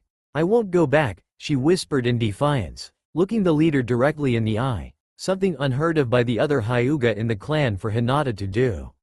It didn't break through the leader's idiotic overconfidence though. So be it, he smirked, the others preparing to attack. Though she had resolved herself to do it, Hinata was still hesitant to fight back. These were her fellow clansmen, and while they had done nothing but hurt her, practically disowned her, she hated the idea of hurting them. That was until the leader went one step too far in his taunts. You and the demon boy will be punished for your disgraceful actions. He continued. This instantly sparked Hinata's anger, lighting it up like a pyre. What? Demon boy. She knew exactly who he was talking about. Strength came flooding into her. Naruto-kun is not a demon. She screamed out in defiance, momentarily taking aback her enemy. They had never seen this side of the shy failure before. He's the hero of the Hidden Leaf Village. She finished by shouting out in her shrill voice the title that was on everyone's lips. They couldn't deny it. He was loved now, and she wouldn't stand for people still saying stuff like that about him. The man smirked. Hey, not to us. You disgraced him. Because of you, now he's back to what he always was in our minds. A demon, a monster, a freak of nature. Even more rage boiled up in Hinata at this, an unfamiliar emotion to be directed at a branch member. She had always felt so sorry for them, that they were forced into slavery for the main house. Even now that she herself was one, she pitied them. She couldn't help it, they had never known the freedom outside of the curse seal. Not that she had been very free under her father's strict law, but it was a lot better than the entrapments of the curse mark. Anger was a wholly unfamiliar emotion in her at all. Only in the most dire circumstances, usually only when Naruto was involved, did anger heat her up like this. Now his reputation was in danger, and that was almost as bad. She would defend him. Hinata, with fluid grace, slipped into her gentle fist stance. Her right hand palm face down by her hip, held slightly out and perpendicular, her left arm straight out front, tilted a little to the right in order to protect her whole body. Both palms bristled with hidden power. Her feet shifted also, coming together, her back foot up on the ball of her foot, her right foot pointing at the enemy. Naruto's a hero, she repeated in her soft voice, rich with rage. I won't let you say bad things about him. And I won't leave him either.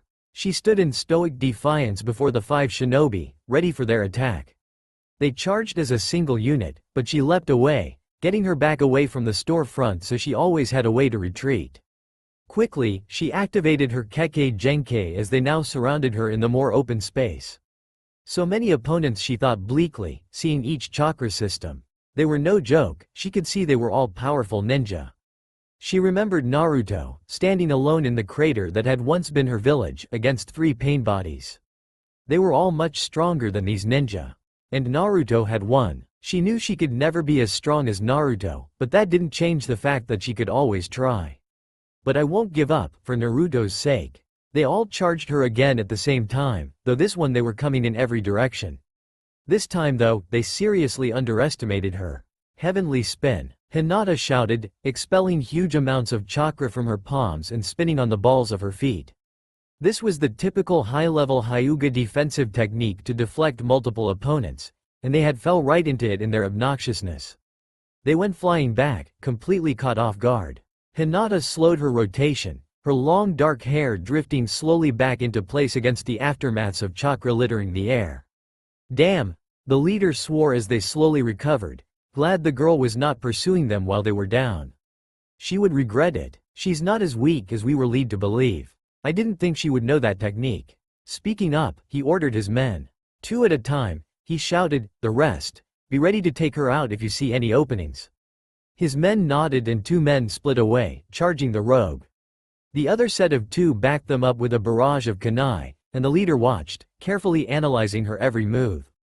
Hinata cheered inwardly. If they only attacked in twos it was a lot better odds. She couldn't perform a lot of heavenly spins, they exhausted massive amounts of chakra, and so by the enemy choosing to avoid her doing this, they were saving her endurance. Before the 2 men reached her she performed her protective 8 trigrams 64 palms. She easily hit the multiple kunai and shuriken away before the men even reached her, at the same time making sure she avoided hitting the actual flesh and blood enemies approaching with her sharpened chakra threads. She had seen its effect on direct contact with people before, and had no wish to see that gruesome effectiveness on her own clan members. As the kunai and shuriken dropped harmlessly to the ground, bent and split from her defensive attack, she jumped in to meet the charging duo before the others could pin her down with more projectiles. As long as she stayed in close combat with these 2, even with the precision of the Byakugan they couldn't attack her without fear of hitting their allies. However, her foes had no such admonitions. She saw a kunai thrown straight at her, only for one of the 2 up close jump in front of her to intercept her.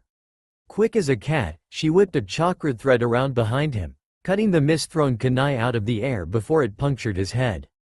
Unfortunately, this left her open for his attack, and she painfully took a chakra blow to the side. She staggered back a bit, then desperately ducked under another strike to her head. She immediately had to swivel around the other branch member's strike towards her heart, him missing by only inches so that she still felt the burn of his chakra as it swept past. They were going for kill shots. She retaliated such cold regard for a human by ramming 2 fingers up into one member's gut, pulsing chakra into his internals. He coughed up blood and dropped to the ground, but that strike made her left side partially open to his comrade. He took advantage of this and scored a glancing blow on her ducking shoulder blade before jumping away. She had no time to recover, more kunai and another duo were already approaching. She gritted her teeth and focused her chakra into her fists, clenched by her sides. She had trained this technique extensively ever since its failure against pain. Now, it was time to use it again. Activating it, her eyebrow twitched involuntarily, as it did every time. She shouted, gentle step. Twin lion fist. The 2 lion heads erupted into life around her hands, chakra surging out and wavering around her. The branch members flinched visibly when they saw the deadly chakra pulsing around her fists. This was one of the most advanced techniques of the traditional Hyuga. None of this generation had utilized it. It required a modified play on the typical Hyuga battle form, needing intense chakra control, endurance, and flexibility. These Hinata excelled at, and so it was the perfect jutsu for her. The lion heads used both taijutsu and ninjutsu to utterly destroy its opponents. Still, being brave men on a mission, facing a death penalty if they came back a failure, they advanced. But were way too slow. Hinata was no longer being hesitant or playing nice. If she wanted to survive this, she would have to be the one to act. Their split-second moment of hesitation cost them many broken bones. Hinata was between the approaching pair instantly, using each arm for each member of the duo. She punched them both in the gut simultaneously with the lion heads. They exploded on impact, tearing apart their enemy's chakra system. The concussion sent them both at breakneck speed through the nearest building's wall. They hit just as simultaneously as they were hit, coming to rest with an explosion of bricks and debris which thundered over the village. This was what Naruto had heard. Hinata stood amongst the shower of bricks, and turned towards her two remaining enemies, one the captain and the other who had been in the original duo. His partner half sat, half lay on the ground, still occasionally coughing up blood out of the fight. The lion head slowly rematerialized around Hinata's clenched fingers. "Leave here," she said, trying her best to sound menacing. She didn't realize how effective it was. "I don't want to hurt my clan any more than I have to." The leader grimaced. She had already taken out 3 of his men with only herself taking a tiny blow to her shoulder and a moderate hit to her side. And through his Byakugan he could see it hadn't done a lot. There was a tiny bit of interference in the flow of chakra going to one of her lion heads, but she was purposely directing it through different paths than the few small points blocked off. She really did have excellent chakra control, he had to admit. He was actually thinking of taking her advice. At least he could tell the elders someone had interfered or something else happened, so they had to leave before they were caught, and maybe the elders would spare him. This girl, however, looked like she was giving them one last chance at redemption. After they blew that off, there was no going back. He opened his mouth to agree, but caught sight of faint movement on the rooftop of the building behind her. Interestingly, it was exactly where the pinpoint of her blind spot was. He smirked when he saw who it was. She was finished. The traditional white robes, the obviously arrogant bearing, even from this distance. No doubt about it, Hiyashi Hyuga. The leader of the Hyuga clan, but more importantly at the moment, a main house member, and so capable of manipulating caged bird seals. Hinata looked confused at his grin. What is he up to, she thought. Her answer bloomed in her forehead. The now familiar flower of agony and despair erupted from the seal. Pain jolted throughout her body, turning her private, final sanctuary, the only one that a person can truly fall back on, her own body and mind, into a sea of pain. She fell to her knees, the lion head snuffed out, holding her head in shaking hands. Blood already started to leak from her ears and nose. He was using the full capacity of the seal. She could feel it, he was going to kill her. She squeezed her eyes shut against the pain, picturing her idol. "I'll never give up." His voice echoed through her head. "Naruto," she gasped in a whisper, her voice choked with tears. "I won't give up, even through this." Hinata struggled back against the pain, letting it wash through her body to take the focus off her head so she could begin to think slightly more clearly. Tears tainted with blood fell from her closed eyes as they too started bleeding from the pressure. Shakily, inch by inch, she started to push herself to her feet. Both main and branch enemies' eyes widened in surprise, and for the branch members, awe as well. They had never experienced such a degree of the pain threshold from the seal, never enough to make their eyes, nose and ears bleed. And she was actually resisting it. It defied logic. What willpower, the captain thought in undisguised awe. Hiyashi gritted his teeth. "Die!" he screamed insanely, channeling all his power into the seal. Somehow, though she hadn't thought it possible, the pain got worse for Hinata. Her body spasmed, on the verge of collapse again. "No," she growled. Through sheer, unbridled willpower, she regained her feet in a titanic struggle. Standing there in the center of the market square, alone and shaking uncontrollably in pain, she turned to face her father. Standing above her, he looked a vengeful god come to strike down his wayward follower. To bring his retribution on his own daughter. Only he didn't see her that way anymore. Through his madness he only saw an item for his hatred to latch onto. "Father," she whispered. It carried across the silence in the square. The crowds had edged back from the scene a while ago, and now remained silent for the obviously monumental struggle going on before them, even though the physical aspects were invisible to their eye. However, the emotional war was clear to anyone and everyone. Life as a civilian in a ninja village sure was interesting. Hinata struggled with the words under the weight of pain. "How could you do this?" Her sincere plea cut through Hiyashi's heart, straight through the madness, sharper than her 8 trigrams technique would have. But it was too late. The captain of the assassination squad was already moving towards Hinata's exposed back.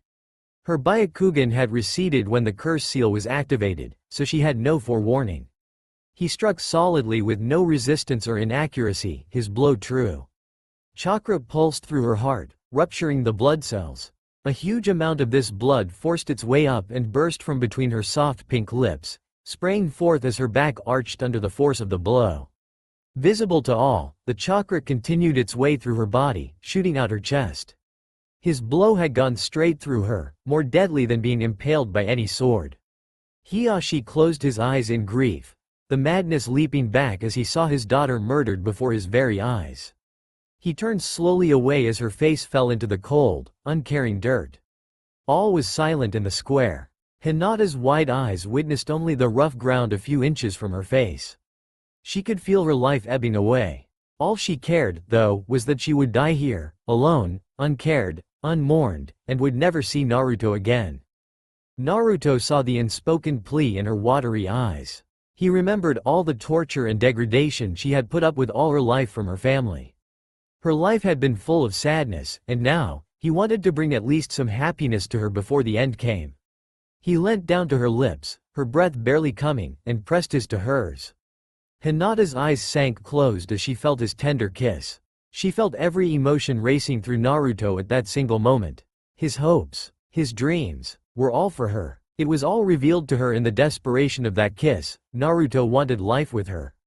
He would not have it any other way. She could feel how deeply he really felt for her, how much he really loved her. That he would die if she died. That was what gave her back her determination. "I will not die," she screamed at herself, banishing the darkness creeping across her mind, ripping out those insinuating tendrils of death. He loved her, and would die for her. She could feel it, and now, she would live for him. She would not have him die for her. Naruto saw the fierce determination return to his love's eyes. "Hold on, Hinata. Tsunade's coming," he whispered, choking on his own words.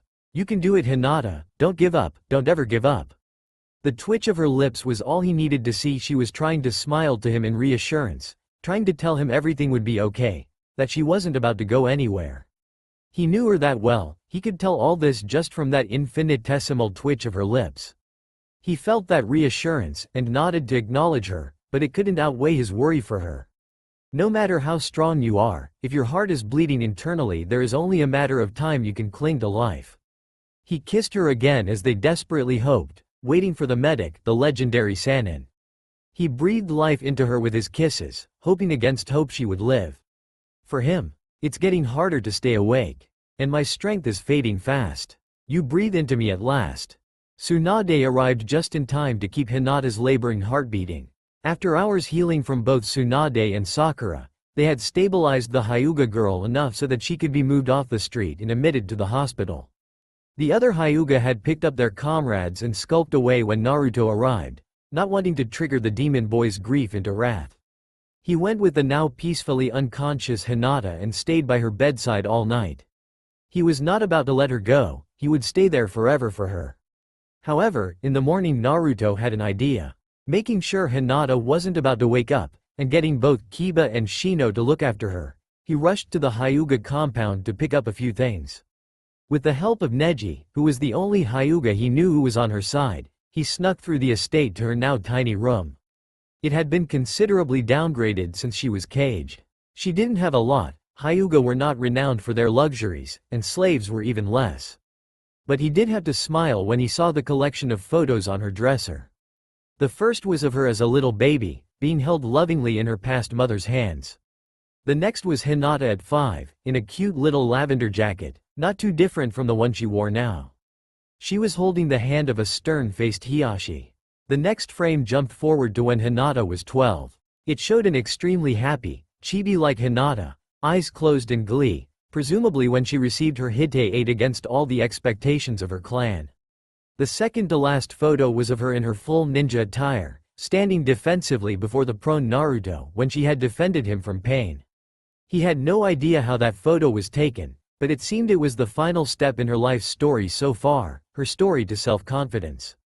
The last large photo was of the Konoha 12, all of Hinata's friends, with a small picture of Sasuke stuck in the side as well. She never left anyone out. There were also other numerous smaller photos of her with her friends.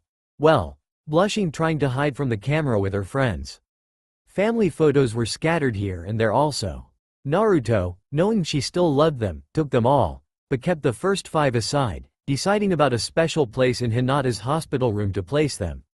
He then collected the rest of her things, which had been taken and brought back to the compound when she was admitted to hospital. He couldn't help but laugh in delight when, with a red face searching through her drawers for some clean underwear, he found multiple pictures of him. "Ah, Hinata, you're so cute," he thought to himself. When he got back to her hospital room, the first thing he did was take out her Hite 8 and placed it in her hand. It had been removed when she was admitted to the ward, along with most of her other things. She was now just in a hospital gown. He wrapped her fingers around it, and then wrapped his own around hers. He thought he felt a slight twitch in her hand in response as she felt the familiar, cold metal that meant so much for a ninja. As he felt this tiny response, of her hand trying to grab onto it, his hopes soared. She was still there. Hinata's eyes slowly opened. She was outside, under a deep blue sky. It was strange though, there were tan swaths to it and two strange black holes floating up there. And, it seemed only inches from her. She felt as if she could almost touch it. She reached up to do so, but found she couldn't move her arm. "Where am I?" she wondered out loud, her soft voice rough from days of unconsciousness. "Hinata." Naruto's voice came excitedly. "You're in the hospital." His reply drifted to her from that strange blue sky, which lowered even further until it was almost touching her face. She panicked slightly, thinking it was going to crush her. But it stopped just before it reached her, and at that moment soft lips connected to hers. "Naruto?" she thought. He drew back from the short, tender welcome back kiss. "How you doing?" he said sincerely, a hint of mischievousness in his eyes. Hinata gasped in surprise when the sky drew back to reveal Naruto's sparkling blue eyes, set in the confines of his handsome face. She slowly sat up, now becoming aware of her surroundings, getting her bearings. She was in a not-so-bleak-looking hospital room. Everywhere there were splashes of color. She started remembering all the events that lead up to her being situated in a hospital. How long have I been out?" she wondered. 2 days, Naruto said nonchalantly, surprising her again that she had thought it out loud. The splashes of color in the room began resolving into photos. There were photos everywhere of her and her friends, her and, blush, Naruto-kun. He had got every single photo from her room at home, which she hadn't seen for days, and had obviously sourced even more from her friends. She saw 5 particularly special, framed photos, on the wall by her bedside. Looking up at them, part of her life story, she got tears in her eyes at how thoughtful Naruto was. He spoke now. "The Hyuga, they've been trying for days to get in here, to see if you're alright, so they can take you home. To the slave house. I wouldn't let them though, I know why they wanted you." Hinata gasped in surprise, not at the Hyuga wanting her, which was obvious, but at something else. You were here the whole time? 2 days? He grinned sheepishly. "Yay, mostly, except for when I went to get your stuff, that's when Kiba, Akamaru, and Shino looked after you. And they've been dropping in here constantly throughout the days too." "Thank you," she said, moved by his loving care and dedication. "But," Naruto said, his voice sad, "there's something I need to ask you." He took a deep breath. I want you to consider going back to the Hyuga." Hinata was too shocked to speak. He wanted her to go back, to that pure pain and torture? To that hell? Before tears could start falling, Naruto rushed through his explanation. "I don't want you risking your life anymore. They tried to kill you. I don't want you to die because of me. If you go back, they will hurt you, and it will kill me inside. But at least you will live. If you stay with me, they will keep trying to kill you. I can't stand putting you in that kind of danger. If they succeeded, I wouldn't be able to live with myself. I die, just to be with you in the afterlife. But that's not the point, I don't want you to die." "Naruto." Hinata stopped him with a single word, her resolve growing alongside her determination. "I won't go back. I am finally alive. Not just living, but alive. Everything seems sweeter when I'm with you." She giggled a little. "It's not just ramen, it's everything. Everything is better. At the Hyuga estate, there was nothing but bleak pain. Here with you, this is heaven. This is everything I ever wanted. You're everything I ever wanted. And I'm staying with you, no matter what the Hyuga try. This is my life. I won't let them destroy it for me." She finished her speech shouting out her defiance. Naruto was proud of her. Her defiant declaration, without a single stutter, had changed his mind. He smiled warmly. "Don't worry, I won't let them hurt you anymore. We'll be together forever. We'll get around those Hyuga bastards, and then, we'll live. I'm awake, I'm alive. Now I know what I believe inside. Now, it's my time. I'll do what I want 'cause this is my life." Suddenly, the door bursts open and a Hyuga elder appeared in the room. Naruto's growl instantly turned feral. "Get outta here," he roared. "Leave, she's not going with you. Leave, before I kill you." The man ignored him. "Hinata, come with me," he said calmly to the girl in the bed. "You know where you belong, with your one and only clan." Naruto exploded again before Hinata had a chance to speak. Why the hell would she want to go back there? To be executed? Tortured? What the hell? How can you be dumb enough to think she will ever come back?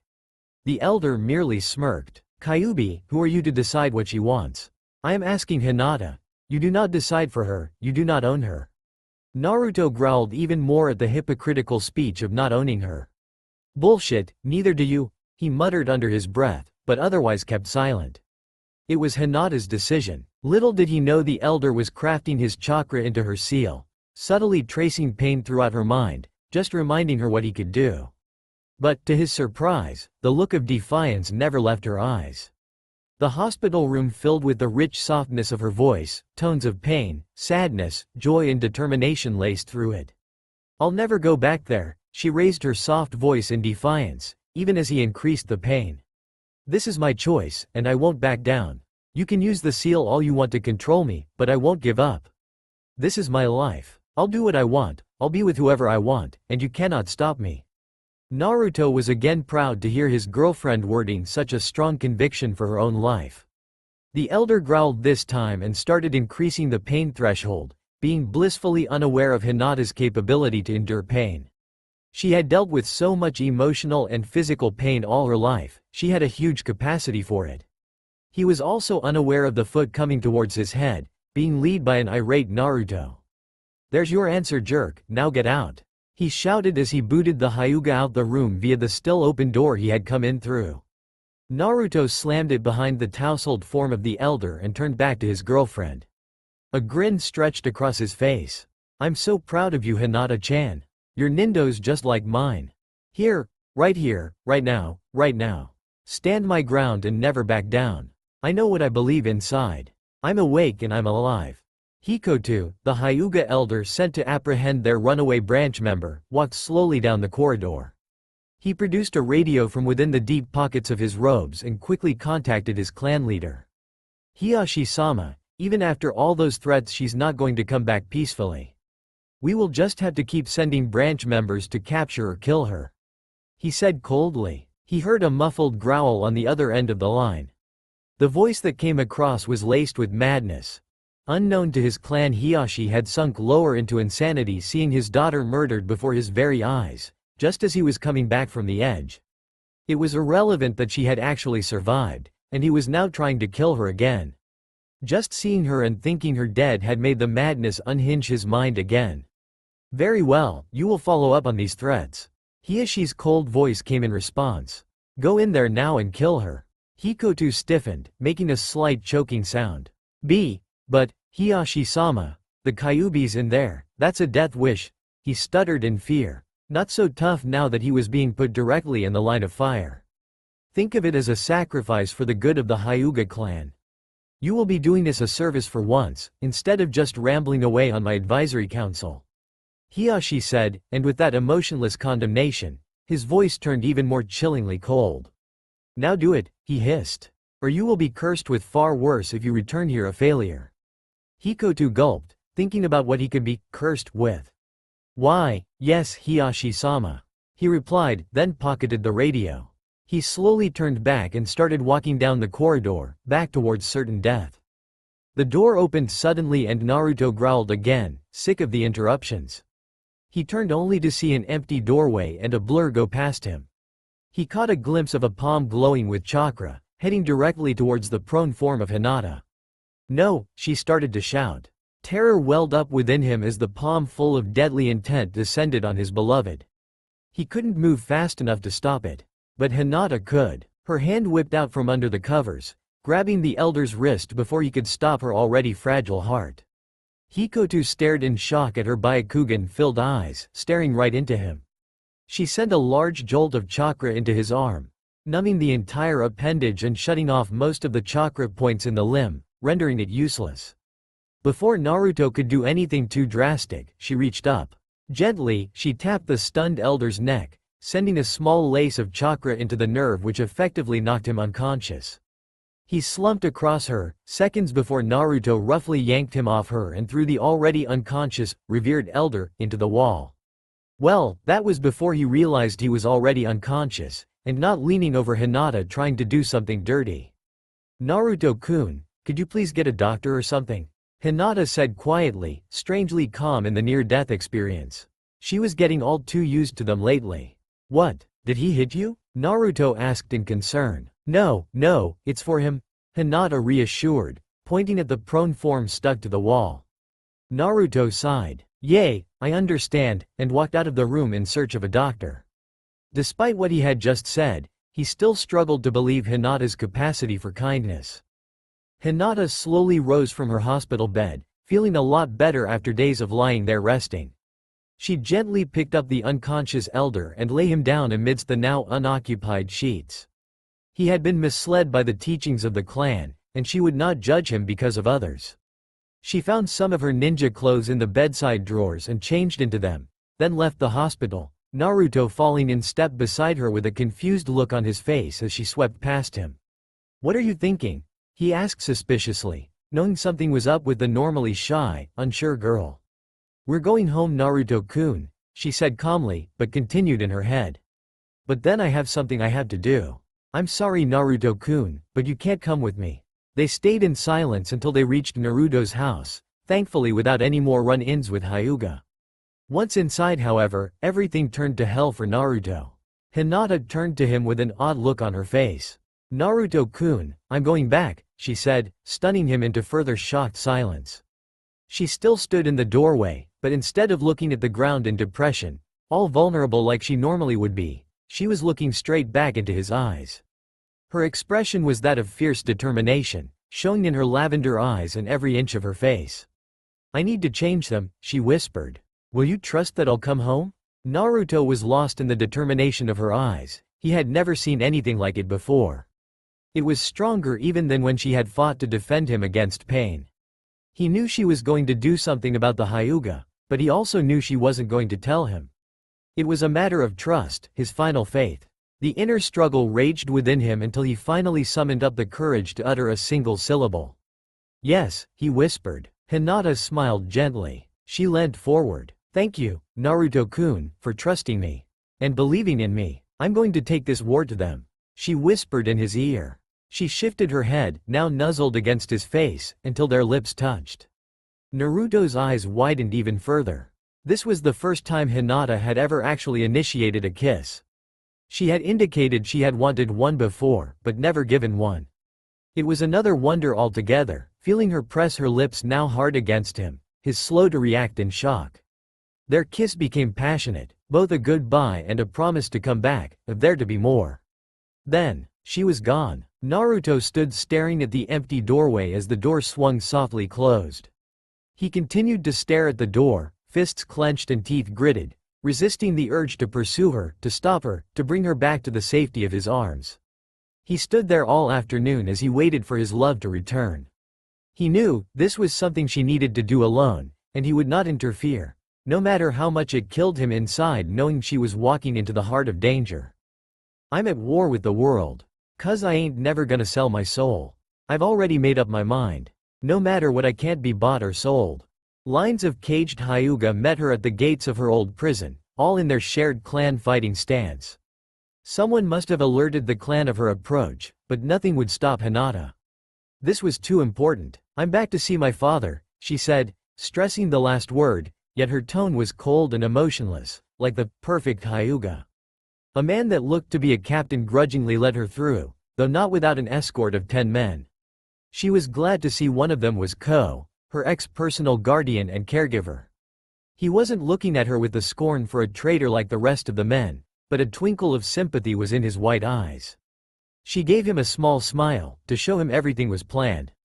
Even better, they came across Neji on the way, who stopped his training immediately when he saw who was in the center of the group.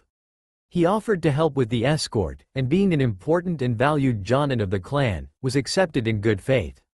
2 allies, Hinata thought, considering her choices. At least it's better than nothing.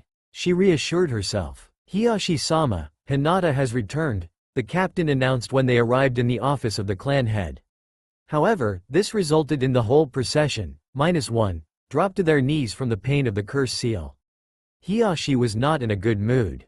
Seeing one still upright, and that she was the object of his frustration, standing right within his own office in cold defiance, didn't help his anger.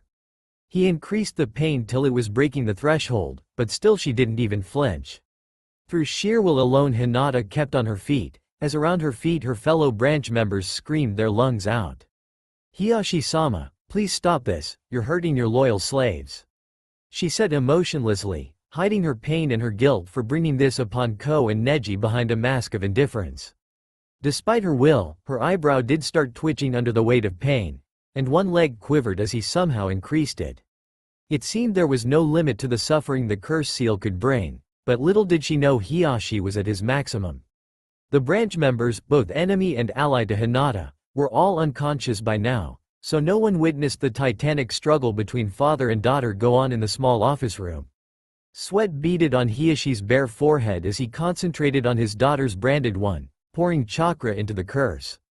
But no matter how much he tried, she would not buckle. Nearly exploding in fury, he finally released the pain. The relief on Hinata's face never showed, but inside she was screaming, now with joy. "Father, I've come to open your eyes to this world," she said with a slight smile, showing him she wanted to help. His reply was menacing. "You will be executed for coming back here and saying such blasphemy," he shouted. She flinched, not from his words, but from the insanity in his voice, as plain as sunshine to her. Hinata's quiet voice filled the room in defiance. "Father, you don't get it." A part deep within Hiyashi stirred at the sound of the gentleness and love in her voice. So long the Hyuga compound had been devoid of such a wealth of emotion. But this small voice was drowned out by his overbearing anger. "Shut up. Why are you calling me father? You have not earned that privilege. You are weak, a failure, and a shame on our clan. You are pathetic." His madness shouted out the harsh words, coupled with his massive anger. Hinata took them all in, but her reply was just as gentle as earlier. She looked around her, at the unconscious branch members. "Father, how can you be so blind?" she whispered, almost to herself. It hit him hard, the pity in her voice. Suddenly, she looked up at him again, the fierceness in her eyes rooting him to the spot. "I'm not weak," she shouted. "And I'll prove it to you." She issued her challenge, staring directly into his pale white eyes. Emotions warred within Hiyashi as he stared at his daughter's face. The determined look there was foreign to him, but if he had bothered to actually get to know the real Hinata, he, like her friends, would have seen it often, and would be shivering with fear that she had directed it at him. Her friends had seen what she could do when that feeling came over her. They would have rather died than swapped places with the receiving end. Hiyashi gave her a stiff, forced nod, then exited the room, expecting her to follow. They swept through the estate and the summons went out to the entire household.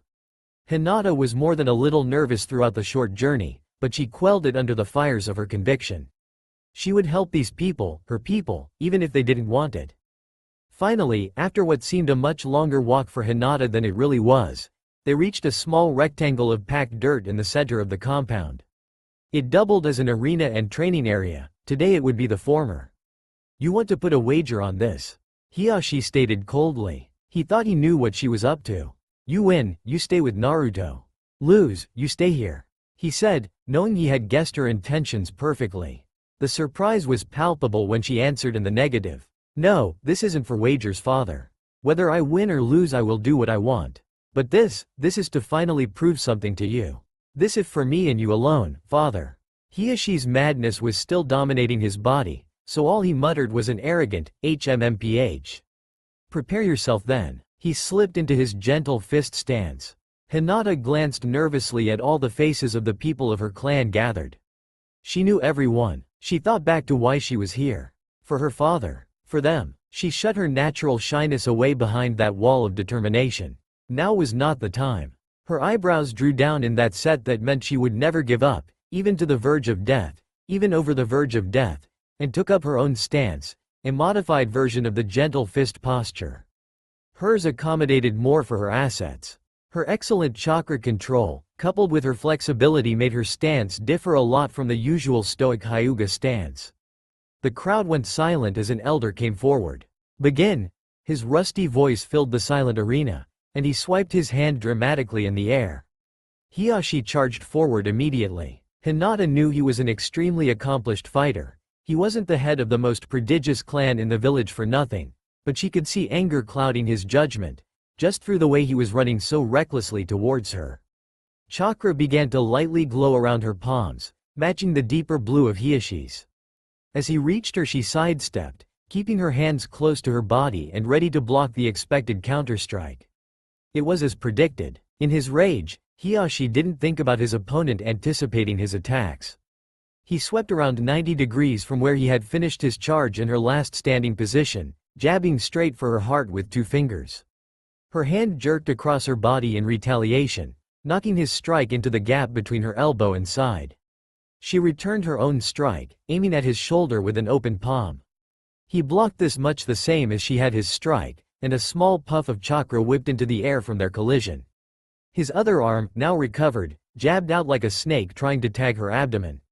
She swiveled around it, dodging without the need to block in order to keep her hands free. With both hands free, Hinata was at an advantage as Hiashi struggled to recover one hand while the other prepared to block. Taking full advantage of this, Hinata struck his blocking arm away, sacrificing one of her free ones. Even as he tried to dodge out of the way, she struck his shoulder with full force. Her surge of chakra swept into his system, blocking off the surrounding points in a large enough radius to cut off the chakra supply to that arm. She smiled at his look of pure shock and outrage. Was she finally getting to him? What really got to her was the crowd's reaction to her hit. A chorus of booing, hissing, degrading shouts ensued from the gathered Hyuga, both main and branch family alike. This was how her clan really felt? She had always thought it was just her father and the elders who hated her, and were influencing the clan into hating her, but this revealed everyone's true feelings.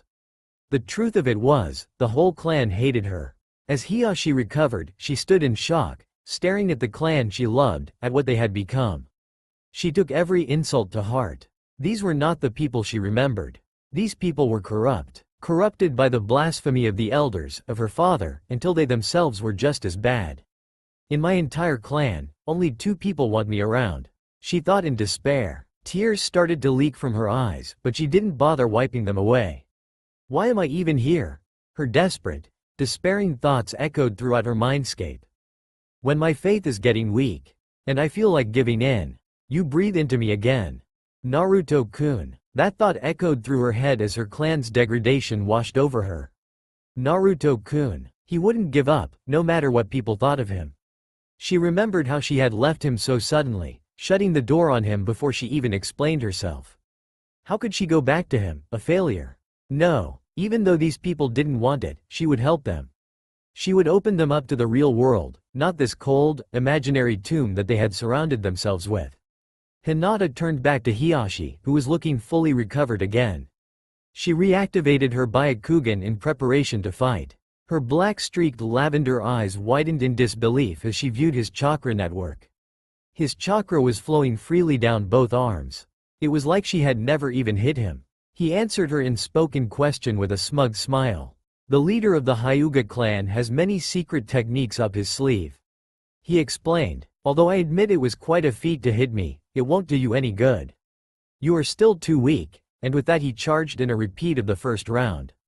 This time, Hinata met him head-on with a charge of her own. They collided with a titanic clash of chakra, sending both royalty and slave flying back the way they came. Light chakra burn swathed both Hyuga. Hinata was instantly back on her feet, while the older fighter rose slowly though steadily. If my normal strikes don't work against him, I will have to just go bigger, she mentally shouted herself encouragement. She brought her elbows hard against her sides, then raised her fists, knuckles down, perpendicular to her body. She leant forward slightly, concentrating chakra into her fisted hands. Her eyebrow twitched like it always did with this particular technique, and unknown to all but themselves, a few bandaged branch members flinched involuntarily at what they knew was to come. This technique required immense chakra control, so Hinata couldn't help the telltale twitch that gave her away to anyone who had survived her attack before. Finally, just before Hiashi reached her again, the twin lion heads burst into life around her clenched fists. Gentle step.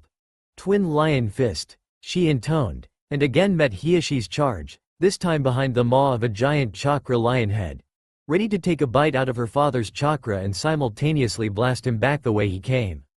Hiashi, realizing the danger of the technique from when he had seen it decimate the assassination squad of branch members, desperately changed the direction of his charge. It took him just past the outside of Hinata's attack. Still, he brushed the outer edge of a chakra head, and that gave him enough of a taste to know if it hit him directly he was finished. He eyed her warily, certain she couldn't hold up that immense chakra for more than a few seconds. Yet as he watched, panting from his exertion, the lions showed no sign of wavering or flickering out. Feeding off her chakra, and having had a taste of his, they were actually growing bigger in anticipation. "Father, if you don't give up, I'm not sure if I can restrain myself from severely hurting you," Hinata said, reining in the anger that the technique had stirred up. "Ha, you expect me to give up?" Hiashi smirked. "Against you?" He started to laugh softly.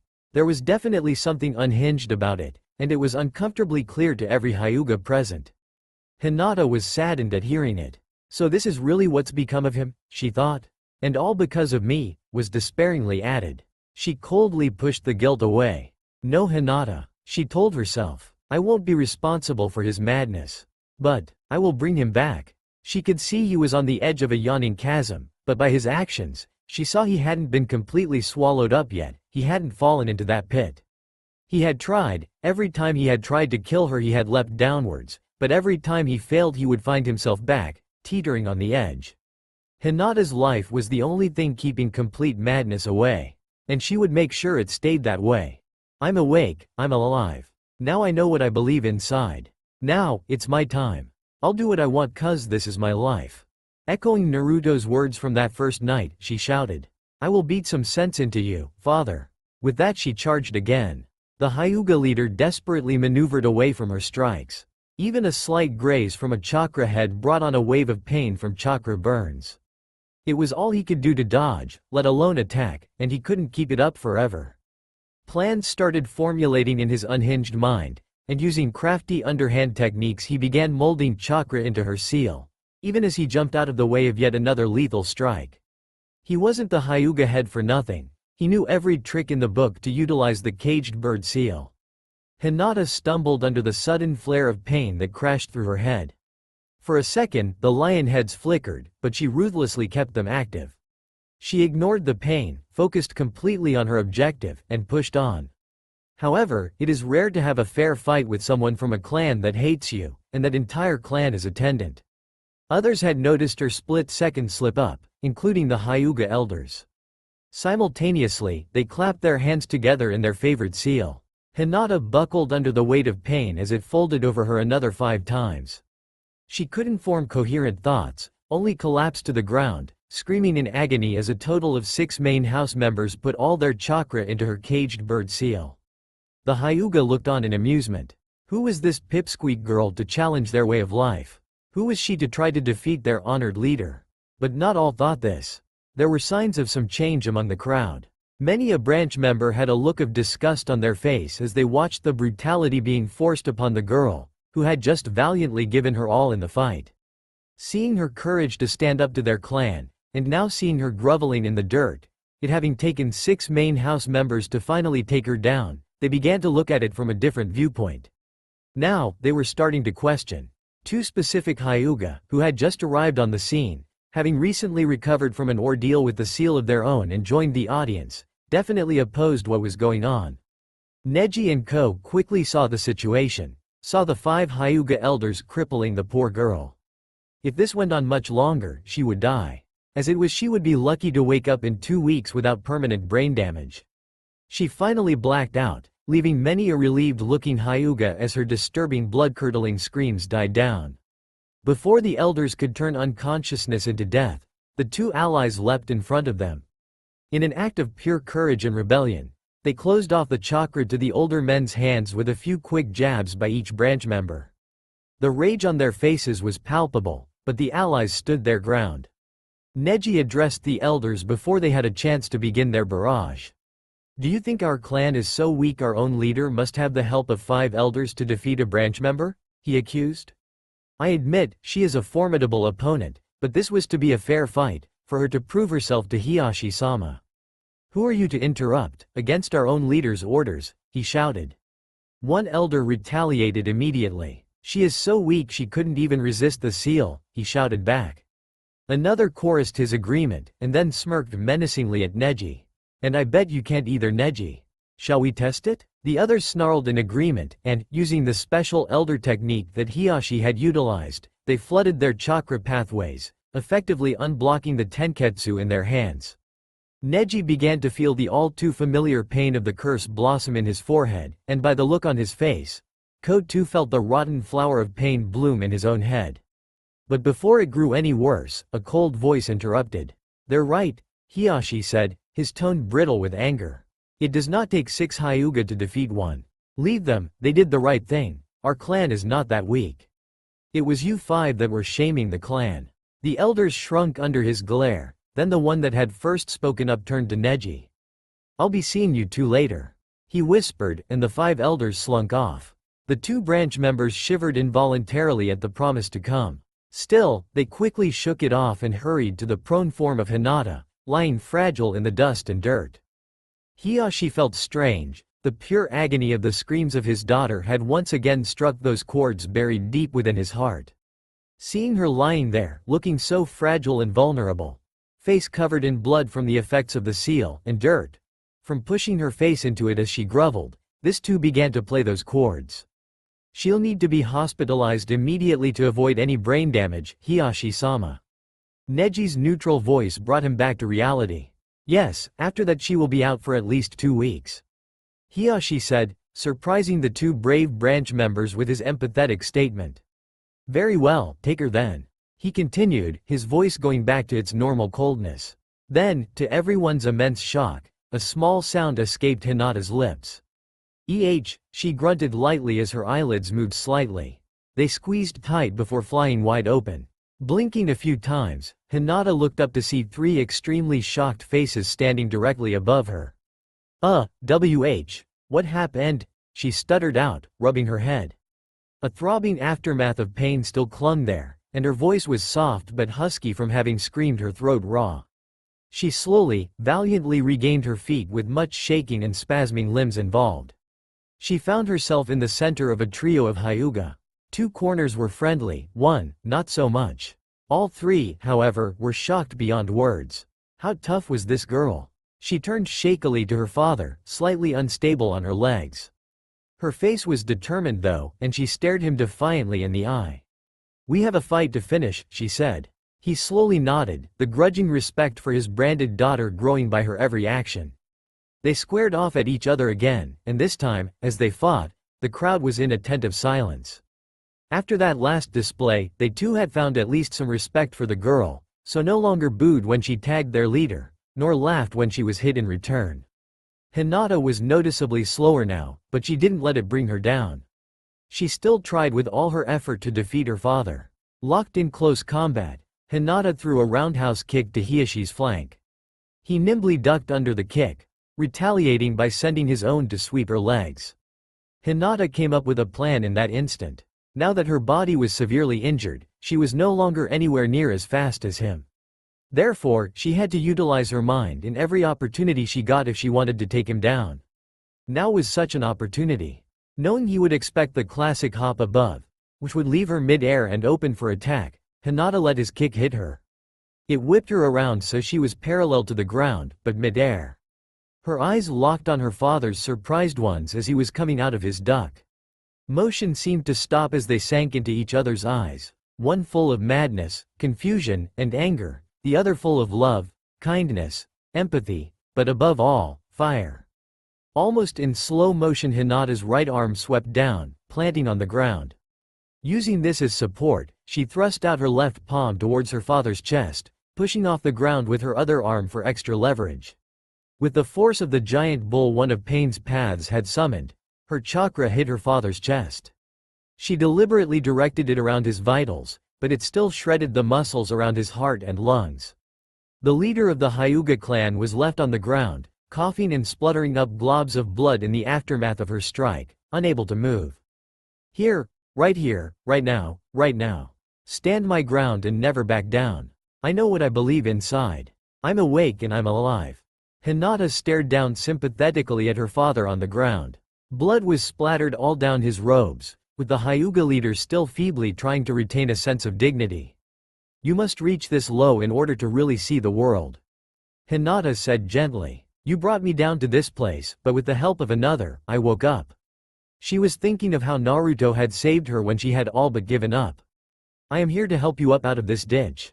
She smiled at him. "Without your help, father, in fact, with your direct, deliberate opposition, I still became stronger than you.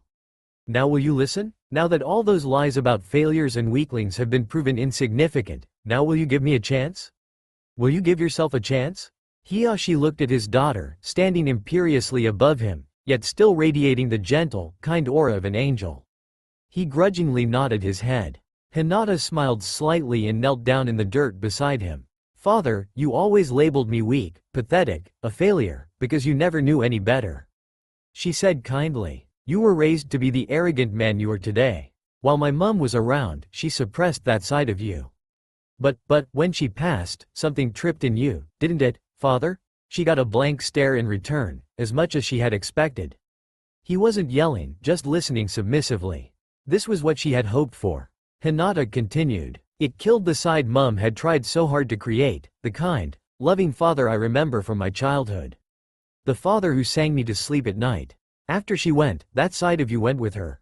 So there was nothing left to hold back the perfect Hyuga, which had been instilled on you. The cold, arrogant, merciless Hiyashi known today. I understand why you are like this, and it has in turn corrupted our entire clan. The Hyuga are no longer known for their compassion, for their fierce desire to protect their comrades, or even for their fighting prowess. You know how the Hyuga are seen these days. Cold, emotionless, arrogant. This is what you have become, and it is wrong."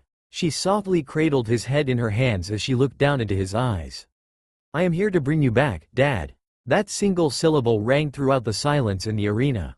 Dad. It had significance to both of them. She hadn't called him that ever since her mother had died and his old personality passed. That word alone, if not for all her actions that afternoon and her speech, rekindled something in Hiyashi's heart, and brought him back from the razor edge of insanity. "Hinata?" he whispered, his muscles burning, broken as they contracted around his lungs to force out the words. "I'm sorry. Waking up, waking up. Waking up, waking up. Waking up, waking up. Waking up, waking up in the dark." The arena rang with silence, the multitudes of Hyuga gathered stunned to speak. Every man and woman there was reconsidering their values, following the lead of their clan head. One by one, every Hyuga present, branch and main family alike, slave and honored elder, sank to their knees in a bow to the one girl left standing. Through her sincere determination, she had shown them all what it was possible to be, against all the odds. They could be whoever they wanted, like this girl was. Hinata looked around at all the bowed heads, and wished only one thing. She wished Naruto had seen her on this day. He would have been proud. Hiyashi finally came out of his all-fours bow, and started struggling to his feet. Hinata was instantly beside him, helping the clan leader up out of the dirt. "Why, you need to get to a hospital," she said concernedly, hearing his labored breathing. She started to feel distressed at the condition she had put her own dad in. "I'm fine," Hiyashi grinded out, then, gritting his teeth, stood unaided. Forcing the pain back, he spoke clear and confident. He turned to his daughter as he began. "Hinata Hyuga, my precious eldest daughter, I have decided to retire my post as leader of the Hyuga clan. You, being my eldest daughter and the chosen heir, are now the leader of the Hyuga clan," he said imperiously, and then his face crinkled into a smile that had not been seen in years. "Welcome back," he grinned. The arena erupted in applause, the previously stoic Hyuga now leaping about, shouting and hooting, free from the shackles of what they had been forced to be. A beaming smile brightened Hinata's features.